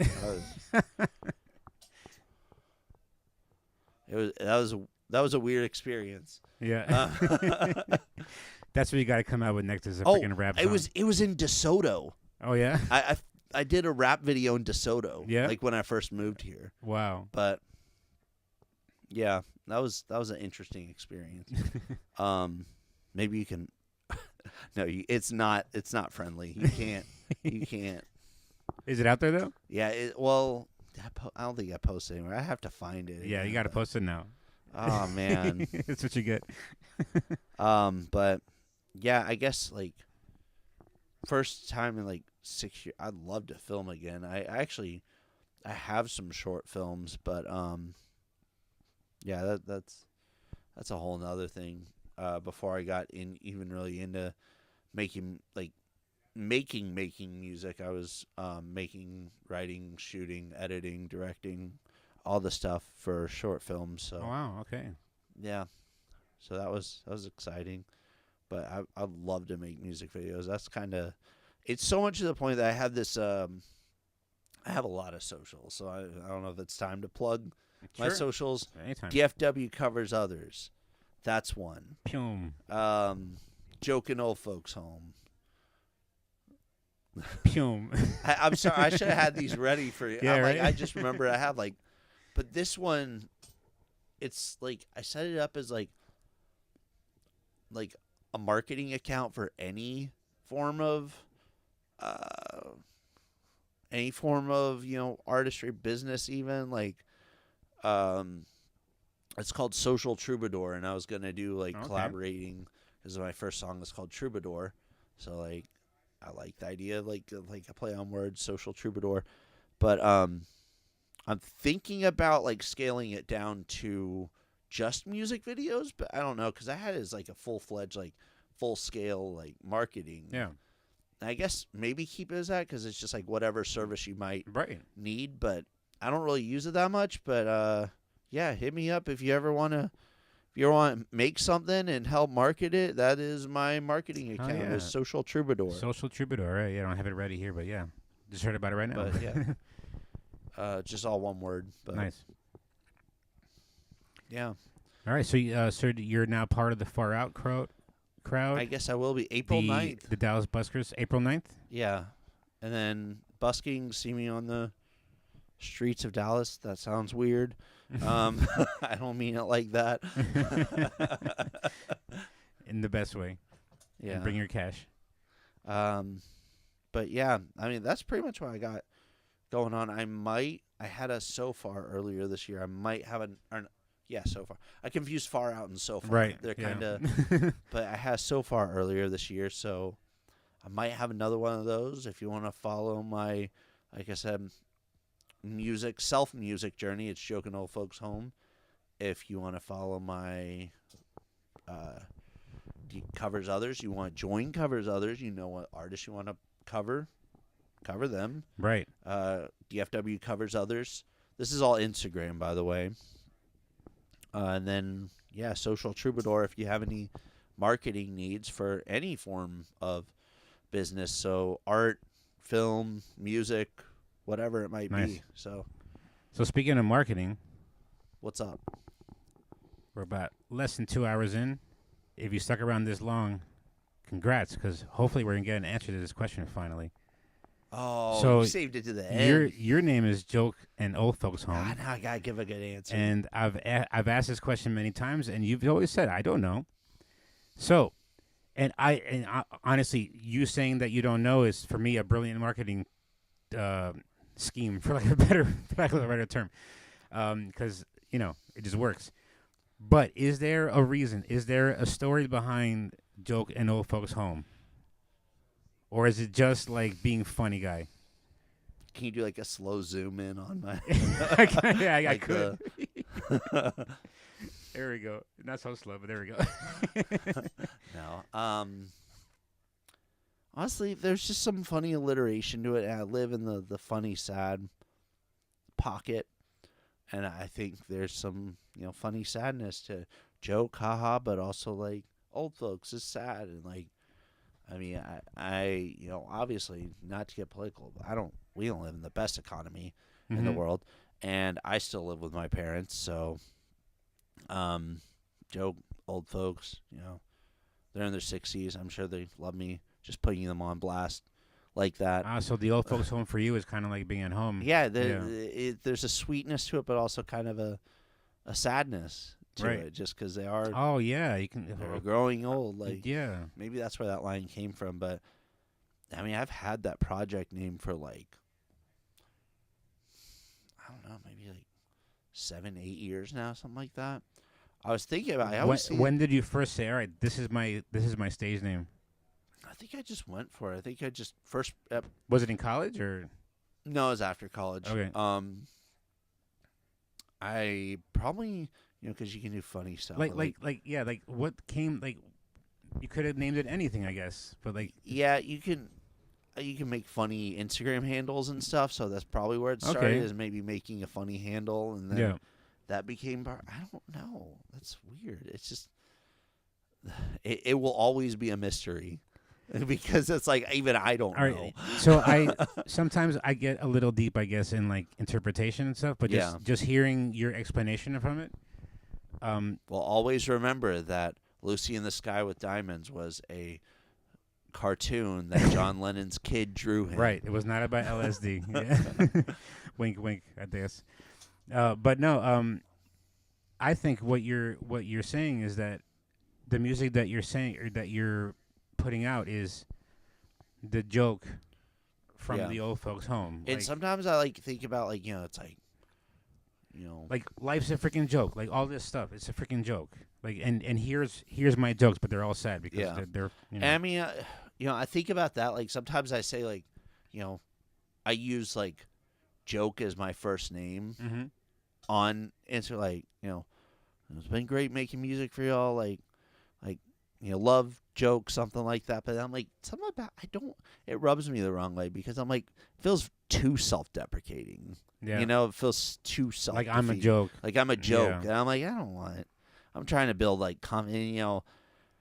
Man, that's where a lot of my music comes from. You ask about like who hurt you sort of thing. And it's like, it is a lot of like self-worth. I do struggle a lot with like self-worth and self-esteem. I want to like what I do. Yeah, exactly. It's just like self-assurance, self-confidence. But, it's kind of like, like a work in progress, I think. Like, you're getting there. Like, you'll get to that point, but... Well, for whatever it's worth, I don't see the joke being you. Yeah. I think what you're saying is, like, life's a joke. Like, all the things I'm talking about, they're sad. But the way that you put it is in a light-hearted kind of way where it's a joke. Yeah. Like, you're heartbroken. It's a joke. And funny it's enough, funny. I started making funny videos, like, after... Oh, man, I'm sorry if I got a few Instagram notifications. If you were someone who just followed me, I'm sorry for what you're in for the future. I'd post some nonsense, but it's not like offensive it's or great anything. Nonsense. It's just like, awesome. like I said, it's the Andy Kaufman thing where you're like, what? Why? It's brilliant. Yeah. But I wasn't like people. I feel like I run into this now. It's something you can't unsee, but like people are trying to figure out like what their brand of content creation. This is a whole nother thing, but like what their brand of content, what their brand is really. But actually, that's the first line of No Autonomy. So that's the first line you'd hear on the album is "My brand ain't no masterpiece." So like, but yeah, content creation, that's a whole nother thing because you gotta figure out what, and I even try like this is gonna be my brand. I don't have like a brand book or anything like these are my colors and this is my font, and like I probably should, but I just kind of post whatever. And you kind of do have a sort of brand though, not for nothing, like just unhinged. No, but when I know a joke in old folks home video, like I don't even have to listen to it, like I know, like you have a sort of branding without knowing it. Maybe it was funny because originally I was on TikTok, but no one I know the algorithm, just knowing marketing and whatnot. I know the algorithm is intended to reach non-followers. Right. So it's like I could kind of exist in a weird pocket, like, and be my weird quirked up self before I revealed it. Yeah. On Instagram to like you and like everyone, like Jana and like everyone that actually knows me.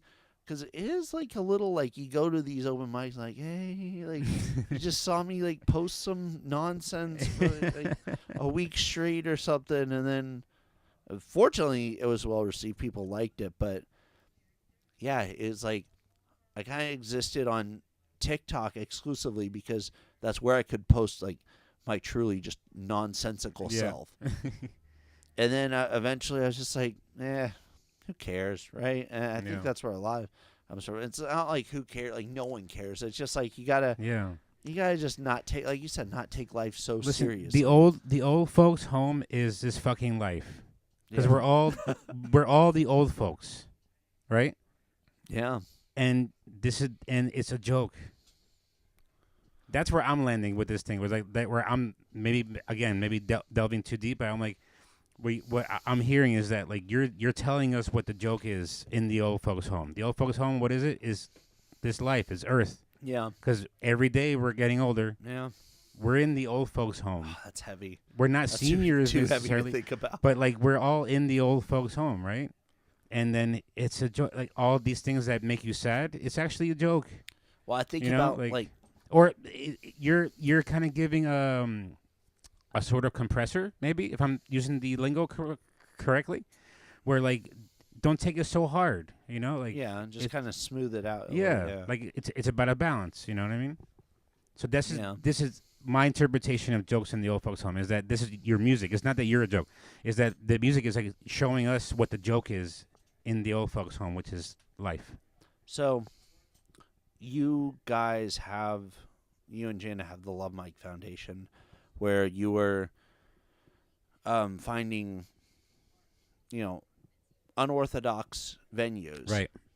Rehabilitation, rehabs. Correctional facilities, correctional facilities, halfway houses, that sort of thing. Right. You're also finding retirement homes. Yep. And how cool would it be? I couldn't play there. I'd be like, my name is... Yeah. And then that is the essence of Joke in Old Folks' Home. Like, I can't play there. Because that's literally what this place is called. Right. But I'm telling you, if you explain it the way that I'm explaining it, if it rings any kind of true, this is just my interpretation, mind you. But if you explain it in that kind of way, a bunch of elderly people, this is, life is an old folks' home. They're like, no, this is an old folks' home. But they get the joke better than anybody else. You know what I mean? Yeah. That's true. That's what I'm saying. Is that like that's true? They're the ones that are gonna laugh at it harder than like someone like me or like a 20-year-old. Mm-hmm. You know what I mean? Yeah. So yeah, I think maybe we figured out what Jokes in the Old Folks' Home came from, or what it is. I feel like but I love how we can't just freaking like have it like as a settled thing. I feel like you have better than I have. Like I've had so many people ask. I'm like, I'm not even trying to be like cryptic or gatekeep or nothing. It's legitimately like. It was some form of alliteration. I love how you said Andy Kaufman. That's exactly what the hell he would do. Is like, that no one will ever know. I still remember. You can have your own interpretations, and you'll never. And just never say yes. That like, yeah, that's good for you. Brought Hayes on stage at Craves Factory, and just so many blank stares. They were just like. They're like processing. Yeah. Like there's so many processing expressions. Like because they're trying to get it. They're like, there's something. They're so close. They're like, and honestly, I'm like so close to getting it. I'm like, I think I get it. I don't. Sometimes it's one of those things. The words just come out, and you're just like, why did you say that? Yeah. There's a disconnect that I'm trying to reconnect my mouth and my brain. Right. It's like, why? Yeah. Your brain's like, why did you say that? And it's coming out of your mouth. And I don't know. Because it's a joke. It's a joke. It's all a joke. I love it, man. Hell yeah. Yeah. All right. So you're, we're just about at 2 hours, which is so funny. I'm like, oh yeah, we try to keep it within an hour, but sorry to keep it here so long. But I always like to end with these interviews. If you have any kind of advice for the local artists that are trying to do things and get out there because you have recorded many released things. Super impressive how recorded the first live EP here, not the first album. Sorry, that goes to DM Rice. It's okay. But the first live EP here, recorded it at an open mic. I don't know. 48 hours later, it was out. Right? Like it was pretty. It was pretty fast. It was mastered and everything within 48 hours. So you know what it is to kind of get your stuff out there, and you have a marketing brain. So if you can give any kind of advice to an artist right now that's watching and curious how they can kind of level up, so to speak. Well, this is just as much a plug for you because remember how you were nominated for the Tiny Stage, not me. Tiny Stage, sorry, was nominated for like was it best uncanny, unorthodox, best non-traditional venue. And especially in this day and age, use social media, find your brand, and and I know that's a lot of pressure. And you just got to find out what takes up the most real estate. Like what do you like? Like what doesn't, I don't mean like music, like what do you like to say? Like how do you carry yourself? And it helps you find your own identity outside of a brand, but also in terms of music, find those, like come to Tiny Stage, find those non-traditional venues. I it might be easier said than done because I do write sad music, but one of the first shows I landed was like last year, and it was Super Sad Song Show. Right. And it's just those weird pocket, not saying they're weird, like, you know what I mean? Just different, unique pocket. Everyone thinks, they think I got to play at American Airlines Center. Right. Like, I'm so really far from that, obviously. Honestly, I like the intimacy. Even just as like going to shows, no disrespect to like American Airlines, but it's just like you feel like such an ant there and you feel so small. And I was like, I like those intimate venues, especially like Covers Others. It's like local artists. It's like they're right there. Yeah. They're right, and you talk to them, you hang out with them, even like bigger acts. But I'm getting off on kind of a tangent. Find those pocket venues, find those pocket shows, those house parties, even. If someone's like, hey, I'm hosting a house party, it's a small space, whatever, and just be humble because it's like you're not immediately gonna play for 100,000 people. You're just not. Yeah. I still haven't. I think the most I played for is like 50, 60 people. But you got to find those weird pockets, and they're out there. I promise you, they're out there. But like Super Sad, and explore yes, physically, but also like digitally, like your feed, like what are some local mics, and open mics are great too. You can find a lot of connections, open mics. Reach out to me if you want an open mic. I'm pretty sure I know I know Carlos's, I know Candlelit, my own. I mean, my own's a weird, like, kind of hybrid of a showcase and it's kind of Love quarterly, Mike. The Love Mike, The Creatives Factory. So many great Creatives Factory. Rising Voices now in Fort Worth. Worth. Rising Voices in Fort Worth. What was Opening Bell, and they're all. It's not like they exist in pockets. They're all this giant overlapping community. Everyone knows someone at one. You're always running. It's a great social avenue. And again, it's like you don't have. I feel like if you get caught up in like, I'm gonna make it to the next day, you're like trying to make the goal. Like people will sense it. Like and yes, very true. I'm not saying the people are the opposition, but it's like the opposing team. They sense when someone's trying to make a goal, right? And they're gonna obviously block that person. Yeah. So it's like you gotta just know that you will make the goal. Yeah. So, and again, reach out to Carlos Jana. It's like find those unconventional, non-traditional venues like, rehabs, like prisons, like, find those places and, just explore. Be so open-minded as an artist. That's all I can say. Yeah. Yeah, that's how you say it. And yeah, just in general, get into the community. That's the kind of unique thing, I think. Again, I'm speaking probably out of school because my background's in soccer, and I'm only like in this music thing for barely a couple of years. But it seems the unique thing here is that there's a real sense of community here of people having each other's back and really is. Lifting each other up, which is so freaking awesome to see. So yeah, it's like I think most artists say like the best advice is be consistent and just kind of get out there. Yeah, Yeah. that's all. That's all and you can and do. just remember, we're all in the old folks' home. Yeah, and it's all a joke. yeah. I mean, yeah. I love this. I love this. I'm gonna hang on to that explanation, even if it's not correct. It's all a joke. It's all a joke. All right, everybody. I'm gonna let Austin get back to his life. It's been a couple hours. Thank you so much for being Yeah, here. thank you for having me. Again, I'm sorry it took this long, but do we want to do a Irish goodbye, or do we want to play it? I was going gonna to guitar. So if you want, yeah, yeah, beautiful. All right, then hang on. We're gonna come right back for a little performance from Joke and the Oaks Folks Home. But yes, that was Tiny Talk number 23. Thanks again. Thank you, fellas. Looking forward to everything you have coming out.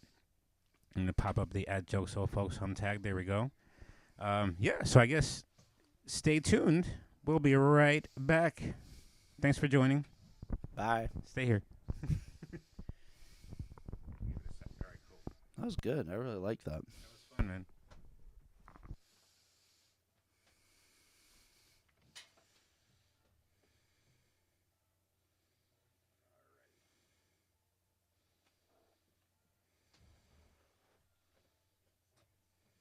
Did you want to do it in here or outside? Oh no, I'll do it outside.